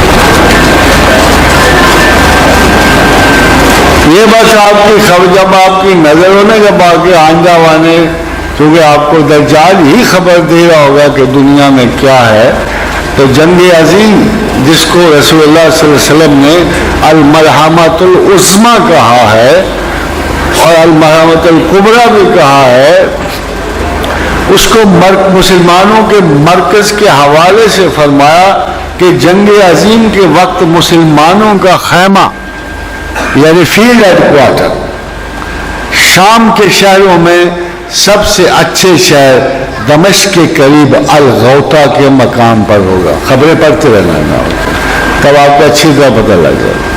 ہاں کچھ خبریں آپ کو اس دجال کے زمانے کی مل جائے. حضرت عبداللہ بن عمر رضی اللہ تعالیٰ عنہ نے فرمایا کہ 5 جنگیں عظیم ہیں دنیا میں مسلمانوں کے لیے. 2 تو اس امت سے پہلے گزر گئی ہیں اور 3 اس امت میں ہوں گی. ایک ترکوں کے ساتھ جنگ عظیم ہوگی. غالباً کہا جا سکتا ہے کہ Constantinople will be under attack. Anatolia ترک میں جنگ ہو, بہت بڑی جنگ ہوگی. اور یہ شاید اگر ہم اس جنگ کو ترکی کو ختم کرنے والی وہ جنگیں گنیں جیسے 6 لاکھ فورسز نے, برٹش فورسز نے, الائڈ فورسز نے, بہت بڑی درا دانیال کی جنگ ہوئی, گیلیپولی کی جنگ ہوئی, سکاریا کی جنگ ہوئی, انونو کی جنگ جہاں مصطفیٰ کمال پاشا نے ان تمام فوجوں کو شکست دی. یہ بہت بڑی جنگ تھی جو جس میں اگر وہ کامیاب ہو جاتے تو وہ مسلمان بالکل براہ راست جو ہے دمشق عراق سے ہوتے ہوئے مکہ پہنچ جاتے, مگر مصطفیٰ کمال نے انہیں شکست دی. رومیوں سے جنگ عظیم, یہ لفظ رومی جب اللہ کے رسول کا استعمال اس سے مراد ہوتا ہے ویسٹرن نیشنز. اس میں اٹلی شامل ہوتا ہے کیونکہ بیسیکلی رومی اٹالینز تھے جو شروع میں جنہوں نے جولیس سیزر کی حکومت کے بعد 50 سال میں 2 حصوں میں تقسیم ہو گئے تھے. ایک حصے کو مشرقی حکومت کہتے تھے, کو مغربی. ہماری زیادہ جنگیں جو ہے مشرقی رومیوں کے ساتھ ہوئی ہیں جن کا مرکز جو تھا قسطنطنیہ تھا جسے بعد میں سلطان محمد فاتح نے فتح کیا. دجال سے جنگ عظیم اور دجال والی جنگ عظیم کے بعد کوئی جنگ نہ ہوگی. خاتون حضرات, آپ کو ایک بات یاد رکھنا ہے کہ دجال غیر معمولی شے نہیں ہے. وہ چیز نہیں ہے کہ جس کو آپ یہ سمجھو کہ ایک عصر حاضر میں خوفناک ترین جنگ نہیں ہے. لگے گا وہ اسی طرح جیسے کسی بڑی حکومت کی نمائندگی, بہت ساری قوموں کا مل کے اس کو سپورٹ کرنا, بہت ساری قوموں کا مل کے وہ آپ کے مقابلے میں آنا. اس سے صرف ایک چیز واضح ہوتی ہے کہ ایک آخری مذہبی جنگ ضرور ہوگی. ان ساری احادیث سے جو سب سے بڑی بات سامنے آتی ہے, ایک آخری مذہبی جنگ ضرور ہوگی اور انشاءاللہ تعالی العزیز مسلمان اس میں فاتح ہوں گے. چھوٹی چھوٹی خبریں بڑی ہیں, جیسے عرب کی جنگ کی خبریں ہیں, مسلمانوں کی ٹوٹل تباہیوں کی ختم ہوئی. یہ دیکھیں ایک خاص طور پہ ائمہ مساجد کے لیے ایک نصیحت اللہ کے رسول کی صلی اللہ علیہ وآلہ وسلم کہ حضرت صعب بن جسامہ کہتے ہیں کہ میں نے رسول اللہ صلی اللہ علیہ وسلم کو فرماتے ہوئے سنا کہ دجال اس وقت تک نہیں نکلے گا جب تک لوگ اس کا تذکرہ نہ بھول جائیں اور ائمہ مساجد اور منبروں پر اس کا ذکر کرنا نہ چھوڑ دیں. پتہ کیا مطلب ہے؟ ائمہ بھی اس کو قبول کر رہے ہیں, کبھی ذکر چھوڑ دیں گے. کوئی امام باخبر ہوگا تو خبر دیتا رہے گا, مسلمانوں کو بتاتا رہے گا کہ غفلت میں نہ پڑو, یہ دور فتن ہے. مگر جب ائمہ بھی اس کی دسترس میں چلے جائیں گے تو ذکر دجال بھی قصہ پارینہ ہو جائے گا. جب سارے لوگ اس کو بھول جائیں گے وہ بڑے آرام سے نکل آئے گا, اور ہمارے گھروں سے نکل آئے, ہماری گلیوں سے نکل آئے, ہمارے ملکوں سے نکل آئے, ہر طرف سے نکل آئے.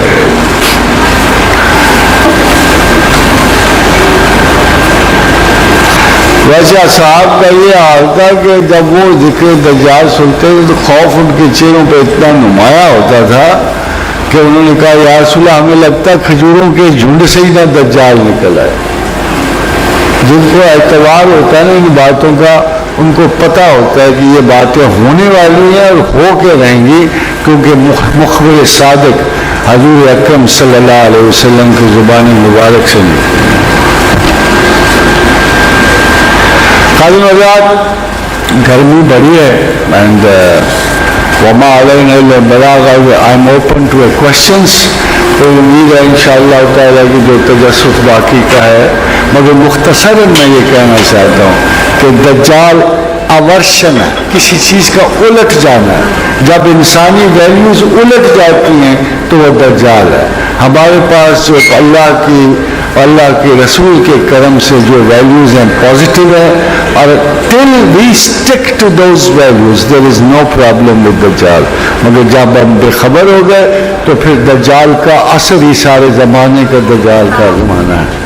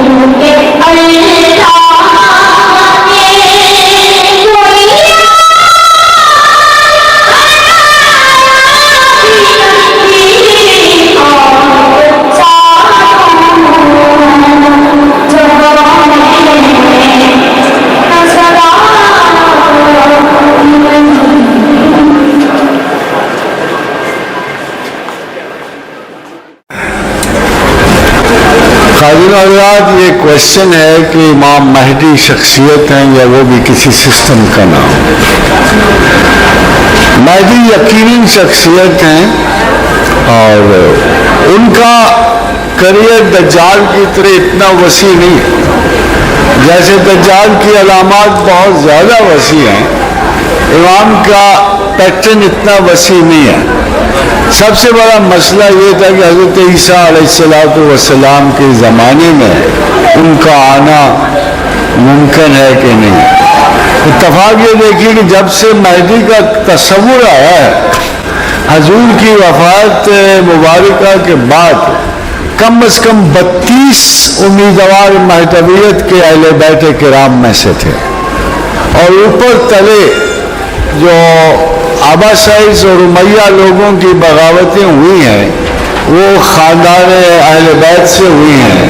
امام نفس زکیہ کی, امام زید بن علی کی, اور مسلسل اور تمام اسی لقب کی وجہ سے مہدی بھی ان کا مہدویت کے لقب بھی کر، بلکہ سادات میں مہدویت کا اتنا خروش رہا کہ ہندوستان میں بھی ایک مہدی نے جب خروج کیا، جونپور کا مہدی انہیں کہتے ہیں، مگر اگر غور کریں تو ایک مہدی کامیاب ہوئے سارے زمانے میں، صرف ایک مہدی، اور یہ سوڈان کے محمد بن احمد السنوسی تھے کہ جنہوں نے سوڈان میں مہدویت کا دعویٰ کیا، اور انہوں نے جنرل گارڈن کی فورسز کو بری طرح پامال کر کے قط العمارہ کے مقام پر اور خرطوم کی جنگ جیت کے سوڈان کو انگریز سے رہائی دلوائی، اگرچہ تھوڑے سے عرصے کے لیے تھا،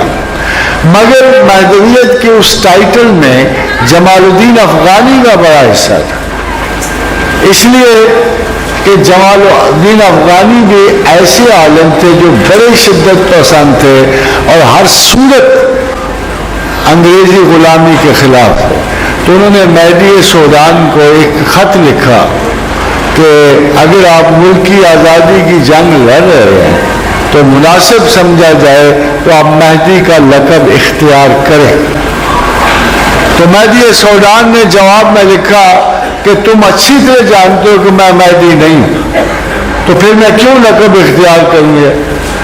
تو آگے سے جمال الدین افغانی نے کہا کمال کرتے ہو، اگر تو مجھے انگریز کو ملک سے باہر نکالنے کے لیے کتا بھی بننا پڑے تو میں تیار ہوں، تمہیں تو اچھا بھلا ٹائٹل دے رہا ہوں۔ اس کے بعد مہدی سوڈان کا لقب اختیار کیا، اور مزے کی بات یہ ہے کہ انہوں نے بہت بری طرح اس وقت انگریز فورسز کو شکست دی جو عالمی فورسز تھیں، اور سوڈان کو جب تک مہدی زندہ رہے آزاد رکھا۔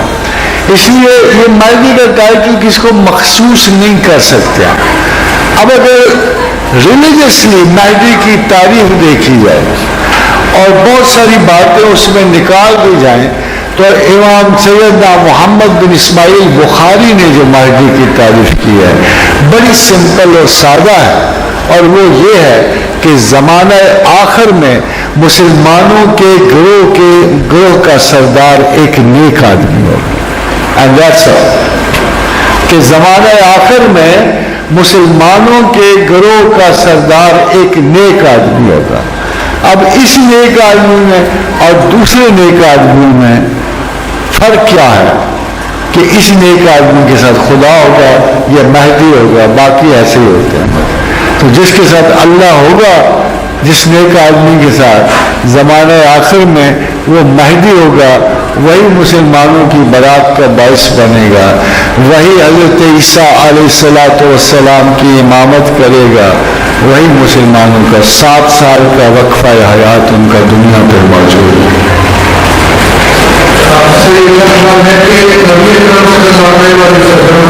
جب معراج کو تشریف لے کر گئے تو آپ نے مسجد اقصی میں جو آپ کی نماز پڑھی وہ کون سی نماز تھی؟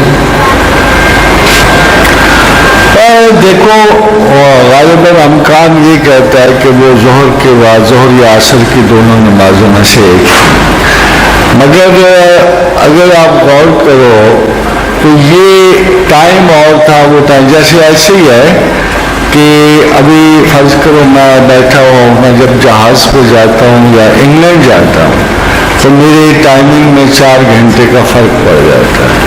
تو ڈسٹینس بٹوین دی مکہ اگر آپ ایگزیکٹلی کیلکولیٹ کرنا چاہتے ہو تو آپ بڑی آسانی سے کیلکولیٹ کر سکتے ہو کہ حتیم و حجر سے اٹھنے کے بعد رسول اللہ صلی اللہ علیہ وسلم نے جو برات پہ سفر کیا اس کی سپیڈ کاؤنٹ کر لو، ٹائم کاؤنٹ کر لو تو آپ کو ایگزیکٹ نماز کا پتہ لگ جائے گا، اور غالباً یہ ظہر اور عصر کی نمازوں میں سے ایک ہے۔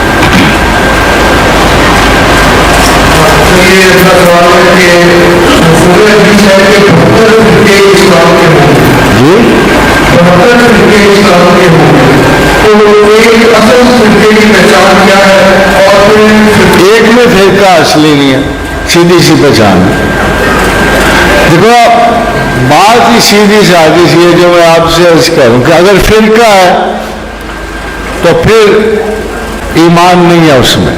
اب قرآن جو آپ سے کہہ رہا ہے ان الذین فرقوا دینہم، کہ جنہوں نے دین میں فرق کر لیا.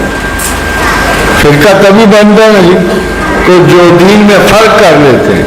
ان الذین فرقوا دینہم وکانوا شیعا، اور گروہ بن گئے، خوارج گروہ بن گئے، معتزلہ گروہ بن گئے، ماتریدیہ گروہ بن گئے. تو جو بھی مختلف نکلا یا ایک راہ مختلف نکلی، تو ان الذین فرقوا دینہم وکانوا شیعا، اور وہ گروہ بن گئے. لست منہم فی شیء، اے پیغمبر تو ان میں نہیں ہے،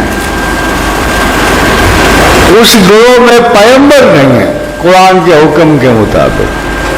اس لیے 72 چھوڑ کے 174 بن گئے.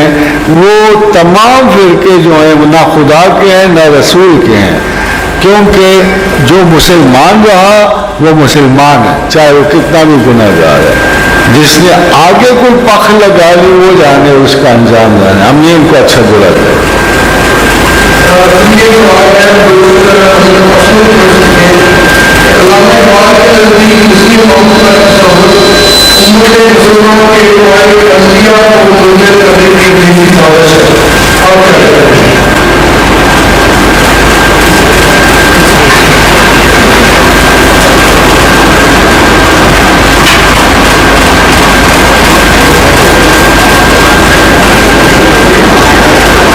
یہ خادم حضرات مسیح موعود کا جو تصور امت مسلمہ کے قواعد عملیہ کو مضمحل کرنے کی ابلیسی سازش ہے.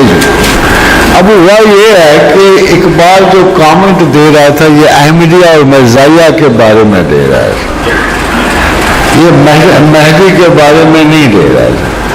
ایکچولی جب تصور کو پہلے یہ موعود کا لفظ مسیح موعود کا لفظ، مسیح موعود سب کانٹیننٹ میں صرف ایک ہی شخص کہلواتا تھا کہ جس سے وعدہ کیا جو پلٹایا گیا ہے مسیح موعود. اور یہ جناب مرزا غلام احمد صاحب کا دعویٰ تھا. اس سے اقبال نے اس کے تصور کو اس لیے غلط کہا ہے کہ حضرت مسیح علیہ السلام اگر اوریجنلی نہیں آئیں گے تو ایسے پتہ نہیں کتنے مسیح پیدا ہوتے رہے.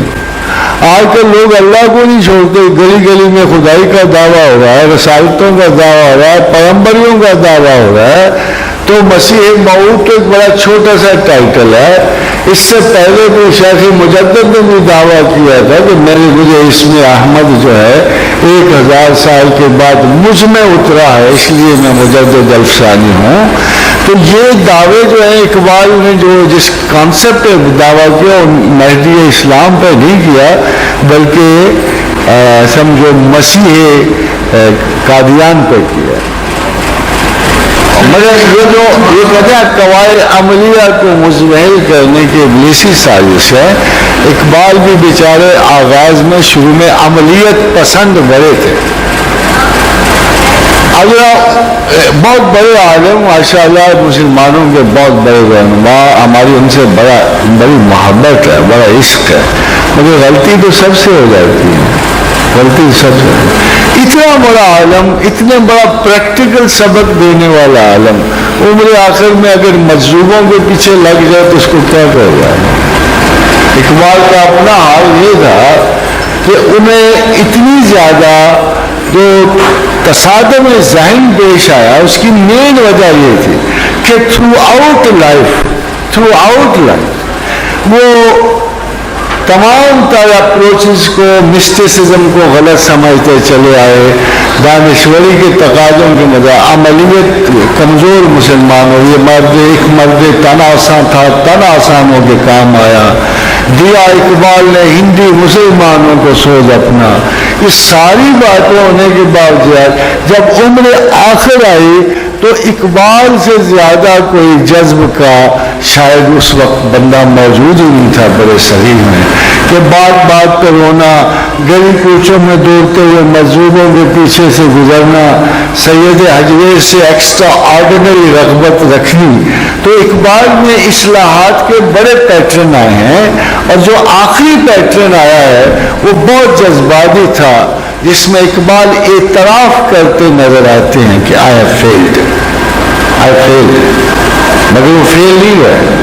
جہاں ایک طرف انہوں نے پاکستان تخلیق کیا ہے، وہاں وہ ایک آخری اپروچ میں ایک بات کہتے نظر آتے ہیں کہ نسیم از حجاز عورت نہیں عورت، خدا ہی جانتا ہے کہ اب حجاز سے مجھے خوشبو آئے گی کہ نہیں، ہوا آئے گی کہ نہیں۔ نسیم از حجاز عورت نہیں آئے، سرود رفتہ باز عورت نہیں آئے۔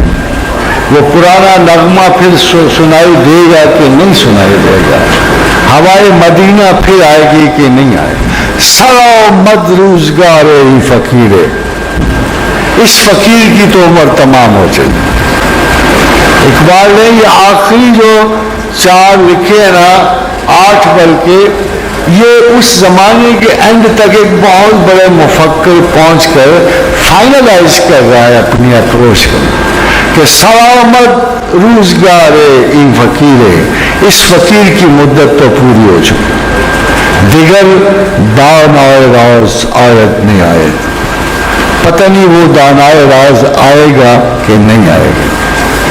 آپ اس درد کو محسوس کر رہے ہو جو اقبال کے آخری مصرے میں ہے، دیگر دانائے راز عورت نہیں آئے، پتہ نہیں وہ دانائے راز، وہ فطرت کو سمجھنے والا، وہ دین کو سمجھنے والا وہ شخص آئے گا کہ نہیں آئے گا۔ اگر نہیں آیا دانائے راز ہے، ہاں اگر وہ آ گئے نا، اگر وہ آ گئے، اگر زمانے میں اس کی نمود ہو، بتی پورا پیام جان گداز، تو اسے میری طرف سے ایک بڑا رنج والا پیغام دینا، جان گداز پیغام دینا، میری دلی خواہشات کا ایک پیغام دینا۔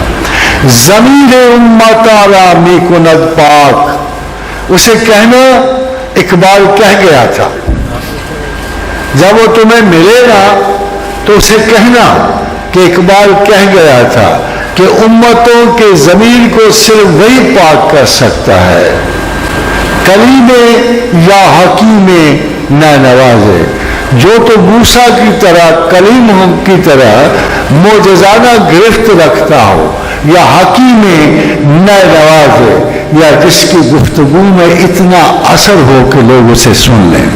یہ 2 پیغام آخر میں دے گا۔ یہ بڑی مستقبل لوگوں نے سوال اٹھا ہے، اس سے آپ کی کیا حقیقت ہے؟ کیا یہ جستجو خراب ہے یا کفیت جواب نفس یا ایسے خوبصورت لفظ استعمال ہوئے ہیں کہ سارے حاصل کرنے کو جی چاہتا ہے۔ کیسا کیسا خوبصورت لفظ ہے۔ دیکھو ہماری تو اور میرے جیسے بہت سارے لوگوں نے اپنی زندگی کا آغاز کیا تھا۔ I will tell you one thing very frankly، بہت سارے لوگ میرے ساتھ تھے، یہ 60s کی دہائی کی بات ہے، ہم لوگ پڑھ رہے تھے، لکھ رہے تھے، مگر میرے باقی احباب کی طرح مجھ پہ صرف علم کا اثر تھا اور کسی چیز کا نہیں ہوتا تھا، نہ ذاتی وجاہتوں کا ہوتا تھا، نہ اختیارات کا ہوتا تھا۔ And I was just trying to settle my lesson of priorities۔ مجھے یہ دیکھنا تھا، میں بڑا مایوس تھا زندگی کے اس پیٹرن سے جو میرے ارد گرد گزر رہا تھا، تو میں اتنی بے چینی اور اضطراب سے مرنا نہیں چاہتا تھا، تو میں نے سوچا کوئی چیز ایسی ہو میرے پاس جس سے زندگی امن سے گزر جائے، سکون سے گزر جائے۔ تو سب سے پہلے مجھے مینٹل کلیئرنس چاہیے تھی، کس کے لیے مروں، کس کے لیے جیوں، what should be my ultimate priority in my life، کیا لیسن ہونا چاہیے، کیا میں عشق و عاشقی کے لیے مر کے ایک اور مجنون کا نام زندہ کر جاؤں، یا کسی بڑے ڈکٹیٹر کی طرح حصول طاقت کے مرض میں مبتلا ہو کے فوت ہو جاؤں، یا میں ٹی وی پہ چلا جاؤں۔ اتفاق دیکھیے پاکستان کا پہلا ٹی وی پروگرام میں شریک تھا، لاہور جب ٹی وی اسٹیشن قائم ہوا تو I was a part of it۔ تو میں سوچ رہا تھا کہ یہ سارے طریقے ایک ایک کر کے میں چیک کر رہا تھا what is important in life. مگر یہ مجھے اتنی ایفیمرل. انہیں دنوں میں بھٹو صاحب طوفان کی طرح اٹھے اور غبار کی طرح بکھر گئے. میں سوچ رہا تھا کہ کس چیز کی تلاش میں انسان نے کیا کچھ کرتا پھرتا ہے. And how sadly and madly one steps aside. اس بڑی سی دور میں انسان کا بکھر گیا. Then I found out one major thing کہ لوگ خدا خدا کر. میں ایک جگہ بڑے لوگوں کو خدا خدا کرتے دیکھتا تھا. ہر روز اخباروں میں 10 آرٹیکل اللہ میاں کے بارے میں آتے تھے. بڑا پاپولر تھا اللہ میاں اس وقت اخباروں میں. میں دیکھتا تھا کہ اس کے باوجود کسی ایک بندے میں وہ چیز نظر نہیں آتی. فرینکلی میں دیوبند کے پاس بہت I was very fond of this school of thought. یا بریلی کے پاس گئے. مجھے احمد رضا خان صاحب کی ذہانت بڑی پسند ہے. میتھڈالوجی آف نالجبلٹی جس کی دیوبند کی بڑی پسند. پھر اہل حدیث آئے تو نواب صدیق حسن خان بھوپال آف بھوپال سے میرا انس تھا کہ بڑی محنت کی انہوں نے حدیث کے بارے میں. تو برا نہیں لگ رہا تھا.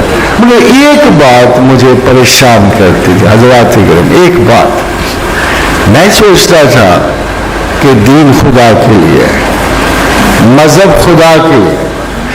کیسے ہو سکتا ہے کہ ایک شخص 8ویں 9ویں سال میں عبادت شروع کرے اللہ کی اور 70 اور 79 سال کی عمر میں اللہ کے ساتھ فوت ہو اور اس میں اللہ کا کوئی رنگ نہ چلے؟ یہ کیسے ہو سکتا ہے؟ صبغۃ اللہ ومن احسن من اللہ صبغۃ ونحن لہ عابدون. عبادت والوں کی ایک شرط ہے نا, ان میں اللہ کا رنگ چھلکنا چاہیے.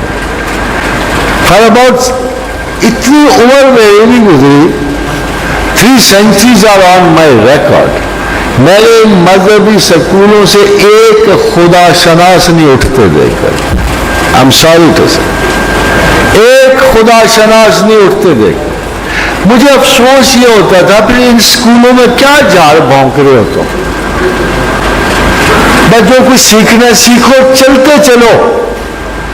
میرے شیخ و مرشد کی طرح سید علی بن عثمان حجویری کا ارشاد ہے, جب ہم جوان تھے تو اگر علم کی تلاش میں دور دراز کوئی استاد مل جاتا زمزم. فرمایا ہم خراسان کی گھاٹیوں سے نکلا, 360 اللہ کے ولی میں نے جگہ جگہ متمکن دیکھے. میں ان کو دیکھتا ہوا نکلا. کچھ خوش نظر تھے, کچھ خوش مقام تھے, کچھ خوش ادا تھے. پھر میرے شیخ کی مثال کون ہو سکتا ہے؟ حضرت حجویر کی مثال کون ہو سکتا ہے کہ جنہوں نے اپنی زندگی کے تجربات کو بھی سچائی سے تصوف کی نظر کر دیا. جب آپ کا مقصد ہی نہیں خدا شناسی, آپ مذہب سے لے کے آ رہے ہو, کیا خرافات آپ نے سر پہ اٹھا رکھی. بھائی مذہب تو آرزو پروردگار کا نام ہے. خدا کی خواہش رکھنا مذہب ہے. آدم علیہ السلام سے لے کر محمد الرسول اللہ صلی اللہ علیہ وآلہ وسلم تک شریعتیں بہت جدا جدا تھیں, مسائل جدا جدا تھے, مگر ایک چیز کا امن تھی مذہب میں کہ یہ سارے کا سارا مذہب آپ کو خدا کی شناخت اور محبت کو لے کے جاتا. یہ کون سا مذہب ہے جو ہم ایکسرسائز کر رہے ہیں؟ سارے مذہبی جیتے ہیں, سارے مذہبی مرتے ہیں, خدا آس پاس کہیں نہیں ہوتا. اس افسوس کی وجہ سے آئی تھاٹ یہ قصور میرا ہوگا اگر میں اپنے آئیڈیل کی تلاش نہ کروں. یہ قصور میرا ہوگا اگر میں اپنے رب کریم کو اپنا اخلاص پیش نہیں کروں گا. یہ مجھے یقین تھا کہ میں نے اللہ کو نہیں بنایا ہوا. مجھے یہ یقین تھا اللہ نے مجھے بنایا ہوا ہے. جب میں یہ دیکھتا تھا کہ اللہ نے مجھے کیوں بنایا ہے, تامس ہارڈی کی طرح, کیا مجھے خدا نے اس لیے بنایا کہ we are like flies in the hands of God and He kills us for our support. کیا کھیل کود کے لیے بنا؟ کہتے نہیں، میں نے تو نہیں بنایا، میں نے تمہیں کھیل کود کے لیے نہیں بنایا، سم سیریس پرپز. اور سب سے بڑا سیریس پرپز خدا نے اپنی طرف سے محبت کا ذکر کیا. لن تنالوا البر حتی تنفقوا مما تحبون. تم میری محبت نہیں پا سکتے جب تک میرے لیے باقی اپنی محبتیں قربان نہ کرو. برادری محبت ہے، نسب محبت ہے، جائیداد محبت ہے، مال و زر محبت ہے. زینا للناس حب الشہوات من النساء والبنین والقناطر المقنطرة من الذهب والفضة والخیل المسومة والانعام والحرث. یہ زندگی کی ایک ایک متاع محبت زندگی ہے. پھر واللہ عندہ حسن المآب، اللہ کے پاس اس سے بہتر چیزیں تھیں. فرق صرف اتنا آپ کو بتاؤں، مجھے یقین تھا کہ اللہ کے پاس اس سے بہتر چیزیں. شاید آپ میں سے نہ کسی کو یقین ہو، شاید ہم کم یقین کے مالک ہوں. مجھے پورا پورا یقین ہے کہ اللہ کے پاس اس دنیا سے بہت بہتر چیز ہے. جب تبوک کے معرکے کے لیے رسول نکل رہے تھے صلی اللہ علیہ وسلم، تو رستے میں ایک مری ہوئی بکری پڑی تھی گلی سے ہوئی. تو حضور نے اصحاب سے کہا اگر اللہ کے نزدیک دنیا کی قیمت اس بکری سے بھی بڑھ کے ہوتی ہے تو میں سب کچھ ہٹا جائے. اتنی ویلیو نہیں ہے نا. But do we trust this statement? کیا ہم اس اسٹیٹمنٹ کو ٹرسٹ کرتے ہیں؟ کیا ہم اللہ کو ٹرسٹ کرتے ہیں؟ مجھے تو اس نے نہیں کہا کہ فاقے کر، مجھے نہیں کہا اس نے روزہ اتصال رکھ، مجھے اس نے نہیں کہا کہ تو پہاڑ کی چوٹیوں پر چڑھ جا بھوکا مر جائے گا، پہاڑوں کی کنویں میں گم ہو جائے، یا کسی پانی میں 12 برس کھڑا. مجھے اس نے کچھ ایسی بات نہیں کی. وہ تو دباؤ نہیں دینے والا. جو چیز دی ہے اس کی سنسیئرٹی طلب کرتا ہے. جو امانت دی اس نے وہ تعلق طلب کرتا ہے. میں نے امانت دی تمہیں سوچنے سمجھنے کے لیے، جانچنے پرکھنے کے لیے، علم کے لیے، شناخت کے لیے. ہاں انا ہدینا السبیل اما شاکر و اما کفورا. اس امانت کے حوالے سے جاؤ، دیکھ کے آؤ مجھے مانتے ہو کہ نہیں. اتنے مختصر سے کام کے لیے مجھے کتنا زور لگانا پڑتا ہے؟ کچھ نہیں لگانا پڑتا. جب مجھے اس کی صحبت میسر آ جائے، محبت میسر آئے. کیا خیال ہے آپ کا؟ یہ جو اللہ کہتا ہے تم 1 قدم چلو میں 10 قدم آتا ہوں. عجیب بات ہوگی اس کا 10 قدم چلنا راس نہ آئے آپ کو محسوس بھی نہ ہو، آپ کے اندر تبدیلی نہ ہو. الا ان اولیاء اللہ لا خوف علیہم ولا هم یحزنون. اللہ کے دوستوں پر غم نہیں ہوتا، حزن نہیں ہوتا، ملال نہیں ہوتا، تعصفات نہیں ہوتے، پیچھے مڑ کو وہ نہیں دیکھتے. ان کا ہر قدم علم کی منازل کو آگے بڑھتا ہے، سوچنے سمجھنے کو بڑھتا ہے. ہر علم ختم ہو جاتا ہے. ہارورڈ میں کلاسیں ختم ہو جاتی، کیمبرج اور آکسفورڈ میں ختم ہو جاتی، فزکس اور کیمسٹری میں ختم. جب یہ سارا علم ختم ہو جائے تو طالب علم بیچارہ کیا کرے؟ تب اسے صرف اللہ کے ساتھ علم ملتا ہے، صرف اللہ کا. مچ مور ایڈوانس. خالق کل علم کا اصلی مرکز پروردگار عالم ہے. جب آپ کو واقعی علم کی تلاش ہوگی تو آپ ضرور اس کو ڈھونڈو گے. آپ کی تلاش کا اختتام ہی اللہ پہ ہوگا اور اللہ قبول کرنے والا ہے. ایک شرط اس نے چھوٹی سی لگا دی، ایک شرط، وہ بھی آقا و رسول کی وجہ سے، سلسلہ رسالت کی وجہ سے ایک شرط لگا کہ اگر تم اسلام کے سوا کسی اور راستے پہ چل کے آئے تو قبول نہیں کروں. بس اتنی سی شرط. مسلمان ہو، راستہ کھلا ہوا، بٹ آپ کیا کرتے ہو؟ گلیوں میں گھس جاتے ہو، دروازوں میں گھس جاتے ہو، اسکولوں میں گھس جاتے ہو، استادوں میں گھس جاتے ہو۔ میرے اپنے ایک بہت عالم دوست کا اللہ اور رسول کی یہ بات ہے، انہوں نے کہا ہمارے مولانا فلاں صاحب نے تو یہ کہا۔ میں نے کہا سبحان اللہ، اگر تمہاری ترجیحات یہ رہے گی نا تو پھر نہیں آپ سیکھ سکتے۔ ایک صاحبہ تھی، درس دیتی تھی کہ مرے گیوں کو میں کچھ بھی نہیں پہنچتا۔ میں نے کہ بخاری اور مسلم کی وہ 12 حدیثیں اکٹھی مشترکہ تھی حضرت سعد بن عبادہ کی والدہ کی، تو میں کو یہ دیکھو کیا لکھا ہوا ہے۔ یعنی میں آپ کو انتخاب کا فرق بتاتا ہوں کہ حضرت سعد بن عبادہ کی والدہ فوت ہو گئی، وہ مدینے سے باہر تھے، واپس آئے، دفن ہو چکی تھی۔ آپ سیدھے رسول اللہ صلی اللہ علیہ وسلم کے پاس کہ یا رسول اللہ میری والدہ بیمار تھی، میں گھر پہ نہیں تھا، تو اب اگر میں ان کے لیے کوئی خیرات و صدقات کروں تو ثواب پہنچے گا؟ فرمایا نعم۔ اور اس پہ ایک لفظ زائد نہیں کہا، صرف کہا نعم۔ یہ بخاری اور مسلم کی ہے احادیث میں 12 ہیں، 8 مسلسل چلتے ہیں۔ فرمایا نعم۔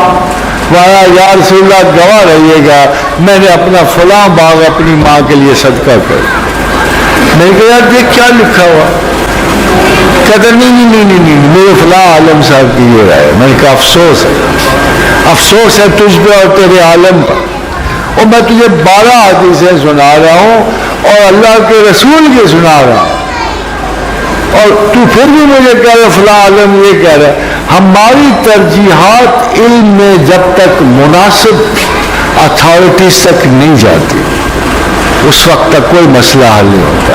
ہمارا علم وہاں، یہی میں آپ سے عرض کروں، میں نے اپنے اوپر ایک قید ضرور رکھی، اللہ اور اس کے رسول اور اس کے صحابہ کی۔ علم کا اصول ہے اللہ نے دیا، اللہ نے عطا فرمایا، رسول اللہ نے بانٹا، واللہ موتی وانا قاسم، رسول اللہ نے بانٹا، جن کے حصے میں آیا انہوں نے عمل کیا۔ مختصر سی بات کہ اللہ نے عطا فرمایا، رسول اللہ نے اپنے ہاتھ میں ایک اسے تقسیم کیا، انا قاسم، ابو القاسم نے بانٹا صلی اللہ علیہ وسلم، میرے حصے میں آیا، میرے بڑوں کے حصے میں، اصحاب رسول کے حصے میں آیا، ان کے عمل دیکھ لیجیے۔ اب عمل میں تھوڑا آپ کو فرق ہو جائے، عمل تو لوگ کیا کرتے پھرتے ہیں، اور اس وقت عمل میں ہوا یہ کہ اصحاب رسول گئے، نکلے کانسٹینٹینوپل کی فتح کے لیے، کشتیاں بنو امیہ کے زمانے میں سمندر میں ڈالی گئی، رمضان کے دن تھے، یہ ساحل تھا، کشتی ہٹی تو انہوں نے روزے کھول کے کھانا پینا شروع کر دیا۔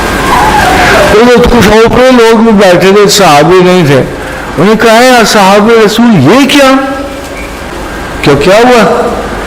ابھی تو ساحل نظر آ رہا اور آپ نے روزے توڑ دیے۔ تو انہوں نے کہا اوے نالائکو، ہم اللہ کے رسول کے ساتھ رہیں کہ تم رہے ہو؟ ہم اللہ کے رسول کے ساتھ رہے ہیں کہ تم رہے ہو؟ ہمیں پتا ہے کہ ہم نے کیا عمل کیا، تم نے کیا کیا۔ دیکھو کتنی آسانی اللہ کے رسول کے اصحابہ آپ کو دیتے ہیں، کتنی ریجیڈیٹی آپ کو اپنا عالم گلی کا کریٹ کرتا ہے نا۔ افسوس کی بات، ایک دفعہ ایک رقص و سرود کی شادی ہو رہی لڑکی کی، اندر ایک بڑے صاحب گئے، بڑے ناک چڑھے، بڑے نیک لوگ تو بہت ہوتے ہیں نا ہمارے معاشرے، لیکن ان کی مجبوری ہوتی ہے، چوائس نہیں ہوتا۔ وہ ویسے بھی سخت ہوتے ہیں نا، ویسے بھی ان کے مزاج سخت ہوتے ہیں، اس لیے وہ مسلمان ہوں گے تو آفت ہی آئے گی نا، کوئی اور تو نہیں آئے گا۔ بھائی دنیا میں آپ کو اصولاً جاننا ہے کہ چنگیز خان، ہلاکو، ہٹلر مسلمان تو نہیں تھے، ہے تو تھے نا، تو ان کی طرح کے بندے بھی تو ہوں گے نا۔ جب ان کی طرح کے بندے مسلمان ہوں گے تو آتے تو نہیں نہ چھوڑیں گے۔ اسی طرح کے لوگ جو ہیں مسلمان ہوتے ہیں۔ اب یہ دیکھو کہ جب ان کو آواز آئی نا، انہیں فوراً آگ پہنچا، کیا فوش کام ہو رہا ہے، فالتو ہے یہ۔ تھوڑی دیر تو صحابی ان کی بات سنتے رہے، پھر کہا بات سنو، ہم رسول اللہ صلی اللہ علیہ وسلم کو جانتے ہیں، ان کے زمانے میں بھی یہ ہوتا تھا، اور لڑکیاں بالیاں رقص کیا کرتی، تو انہیں نہ اچھا لگتا گھر چلے جاؤ، تم گھر چلے جاؤ۔ اب دیکھو ایک بات ذرا غور سے سننا میں، آج کی فیملیز جو ہیں ہم ان پہ اعتراض کرتے ہیں، یہ کیا جی بکواس ہے، یہ واحیات باتیں ہیں۔ رسول اللہ صلی اللہ علیہ وسلم زمانے میں مستند ترین حدیث کے مطابق جب حضور کی ایک غلامہ کی شادی ہوئی تو آپ نے ام المومنین عائشہ صدیقہ کو گانے والیاں ساتھ بھیجی تھی۔ ہمارے رسول اللہ، ہم نے سوچا آپ برا منائیں گے، کہا نہیں یہ تو رسم و رواج ہے، یعنی لوکل رسم و رواج اور اللہ کو یا اللہ کے رسول کو کیا لوگوں کی خوشیاں اتنی بری لگتی ہیں کہ ہر وقت منہ میں آپ ناک میں آپ کے سوجن پڑی ہوئی ہو، آپ لوگوں میں جاتے پھریں اور ان کو ڈنڈے سے ہانکتے پھریں؟ یہ کون سا مذہب؟ جس مذہب کے بانی نے آپ سے کہا ہو کہ نرمی جس چیز سے نکل جائے وہ بدصورت ہو جاتی ہے، یہ قول رسول ہے صلی اللہ علیہ وسلم، جس چیز میں نرمی داخل ہو جائے وہ خوبصورت ہو جاتی ہے، جس چیز سے نرمی نکل جائے وہ بدصورت ہو جاتی ہے۔ حضرت عمر فاروق رضی اللہ تعالیٰ عنہ کی سن لیجئے، گانا گا رہے تھے اونٹ پہ بیٹھے ہوئے، موڈ آ ہی جاتا ہے، ہمارا بھی آ جاتا ہے، آواز اچھی تو چلو دو چار جملے رسول سے سنا لیے۔ حضرت عمر کے اونٹ کے اوپر بڑے سریلے لگ رہے تھے، ادھر ادھر سے لوگوں نے جمع، علامہ طنطاوی نے واقعہ عمر فاروق اعظم میں لکھا، سارے لوگ اکٹھے ہونے شروع ہوئے۔ اب عمر تھے تو خلیفہ پکے، اب دیکھا یار یہ تو فسق و فجور میں اکٹھے ہو رہے ہیں، میں گانا گا رہا ہوں، آپ نے پانسا بدل لیا، تلاوت قرآن شروع کر دی۔ پہلے تو تھوڑی دیر لوگ احتراماً کھڑے، ایک ایک کر کے کھسکنے شروع ہو، حتیٰ کہ عمر کچھ عرصہ اور تھوڑا آگے گئے، دیکھا بدل کو نہیں ساتھ، تو آپ نے تنگ عادت کہ خدا تمہاری ماؤں کو روئے، میں گاتا ہوں تو تم جمع ہو جاتے ہو، میں قرآن سنا تم بھاگ جاتے ہو۔ یہ وہ لوگ تھے، مگر کیا فتویٰ کسی نے جاری کیا؟ لوگ جو ہے تمام ایکول سٹینڈرڈز پہ نہیں پڑھتے جاتے۔ دینداروں کا کام یہ ہے، دینداروں کا کام یہ ہے کہ ان کو زجر شجر کی باتیں نہ سنائیں، ان کو مار پیٹ کی داستانیں نہ سنائیں۔ اب میں کئی دفعہ لڑکوں کو دیکھا دو چار مرتبہ مار پڑی، ان کے یار کو بہیو کر کوئی اچھا، اس نے کہا مار تو پڑنی ہے، بہیو کائے کو کروں؟ یعنی اگر دیکھا جائے تو علماء نے لوگوں کو ڈھیٹ کر دیا، خطاؤں پر ضدی کر دیا، یہ کوئی طریقہ تھا؟ اگر یہ خوبصورت لوگ ہوتے، مذہب خوبصورت تھا، پیغمبر خوبصورت تھے، اللہ خوبصورت تھا، اللہ جمیل و یحب الجمال، یہ سب خوبصورت لوگ تھے، تو نیچے کیوں بدصورتی آ رہی تھی؟ کیوں بھاگے کوئی؟ One reason I found very specially in my career of understanding that if you are a good Muslim, آپ اللہ کی اس رحمت کے سائے میں آ جاتے ہو، آپ جہاں جاؤ گے خدا کا کرم رحمت اس کا نور آپ کے ساتھ چلتا ہے، اور اگر آپ اچھے نیت والے مسلمان نہیں ہو تو پھر آپ باقی مسلمان بھی جیسے بھی۔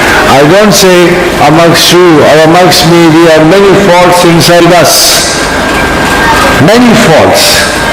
But does that mean کہ میں ایک فالٹ کی خاطر اتنی بڑی اپروچ کو منقطع کر دوں؟ میں اتنی بڑی خطا کو، چھوٹی خطائیں ہیں کرنے کی وجہ سے میں اور بھی اس سے بڑی خطا کر دوں کہ خدا کے کرم رحمت اور اس کی نظر سے غیر محفوظ ہو جاؤں؟ یہ نہیں ہو سکتا۔ I believe in God and I believe in the ultimate kindness of God and I'm sure انشاءاللہ تعالیٰ کرو گے، آپ بھی ایسے کرو گے، اس کو اپنے قریب تر پاؤ گے، اپنی زندگیوں میں خاندانوں میں پاؤ گے، اللہ آپ پر بھی کرم فرمائے کرے۔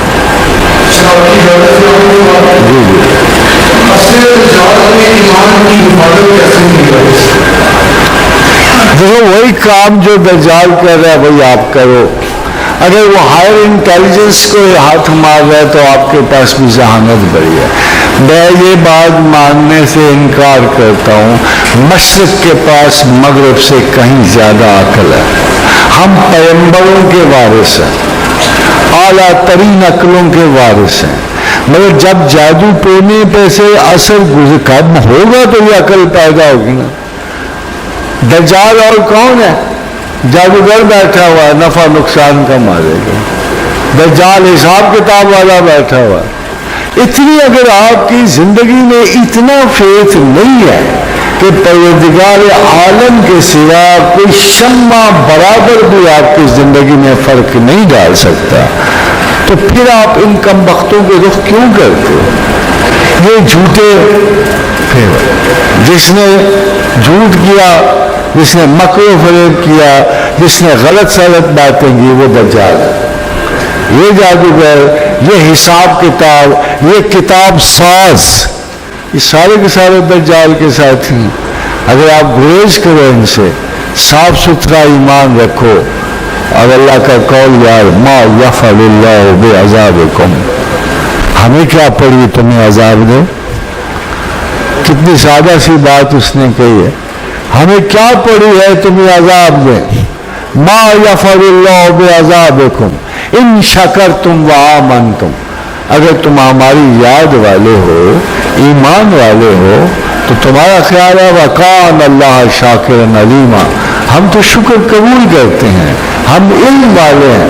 آپ جاہلوں سے حساب کروا رہے ہو, ہم علم والے ہیں. خدا بار بار یہی کہنا ہے. دیکھیے آپ ذرا غور, فاذکرونی اذکرکم, تم مجھے یاد کرو میں تمہیں یاد کروں. واشکرونی, یہ اس کے ساتھ ملحقہ obviously, تم مجھے یاد کرو میں تمہیں یاد کروں گا. واشکرونی, یاد کرتے رہو. ولا تکفرون, اس آیت کا پیٹرن دیکھتے ہو کتنا عجیب سا ہے. اس آیت کا فاذکرونی اذکرکم, تم مجھے یاد کرو میں تمہیں یاد کروں گا. واشکرونی, تم یاد کرتے رہو, یہی شکر ہے. تم یاد کرتے رہنا, ہم آپ کو یاد کرتے رہیں گے. ولا تکفرون, یاد چھوڑ جاؤ گے تو کفر ہو گئے. یاد چھوڑنا نہیں, یہ لفظ کفر یہاں پیچھے سارا یاد الہی کے ضمن میں آیا ہے. اگر اس آیت کو آپ دیکھو, فاذکرونی اذکرکم واشکرونی ولا تکفرون, اگر اس کا نارمل ترجمہ کرو گے تو یہی بنے گا کہ تم اللہ کو یاد کرو, خدا کہتا ہے تم مجھے یاد کرو میں تمہیں یاد کروں. اگر تم مجھے یاد کرتے رہو گے تو تم کبھی کفر کا ارتکاب نہیں کرو گے, تم سچے ایمان پہ رہو گے. اور نہ صرف سچے ہوئے, دجال کا بھی وہاں کام ہی ہے. دجال سے گریز کا واحد طریقہ ہے پروردگار کے اپنی وجود علم پر اعتبار رکھنا. وہی آپ کو ہدایت دینے والا ہے, وہی گمراہی دینے والا ہے, وہی اسباب رحمت تخلیق کرنے والا ہے. سب سے بڑی رحمت رحمت علم ہے جو انسانوں پر نازل فرماتا ہے. اور ہم عصر دجال سے بھی پناہ مانگتے ہیں, اور عذاب سے, اس عذاب سے جو خدا جہالت کی شکل میں ہمارے سر پہ مسلط کرتا ہے. اللہ ہمیں ان سے پناہ ملے.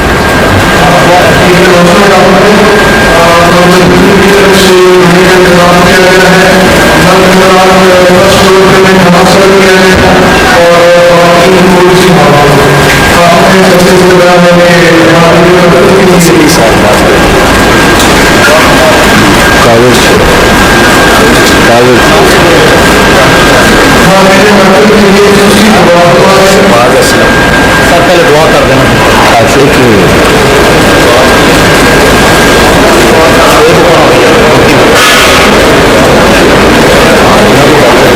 دعا کے بعد یہ دعا کریں.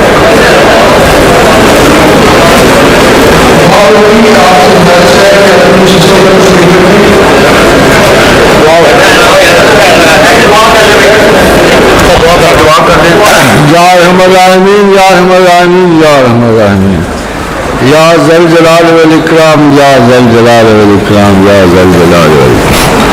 لا الہ الا انت سبحانک انی کنت من الظالمین. اللهم إنا نسألك بأنك أنت الأحد الصمد الذي لم يلد ولم يولد ولم يكن له كفوا أحد. اللهم إنا نسألك بأن لك الحمد لا إله إلا أنت وحدك لا شريك لك الحنان المنان بديع السماوات والأرض يا ذا الجلال والإكرام وإلهكم إله واحد لا إله إلا هو الرحمن الرحيم الله لا إله إلا هو الحي القيوم الف لام میم اللہ لا الہ الا هو الحی القیوم. خاتون اور دعا مانگے.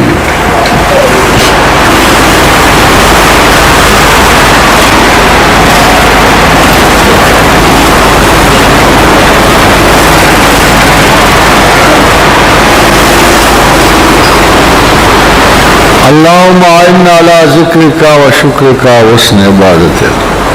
اللهم انا نسألك العفو والعافية. اللهم انا نعوذ بك من البرص والجنون والجذام وسوء الاسقام. اللهم احسن عاقبتنا في الامور كلها واجرنا من خزي الدنيا وعذاب الاخرة.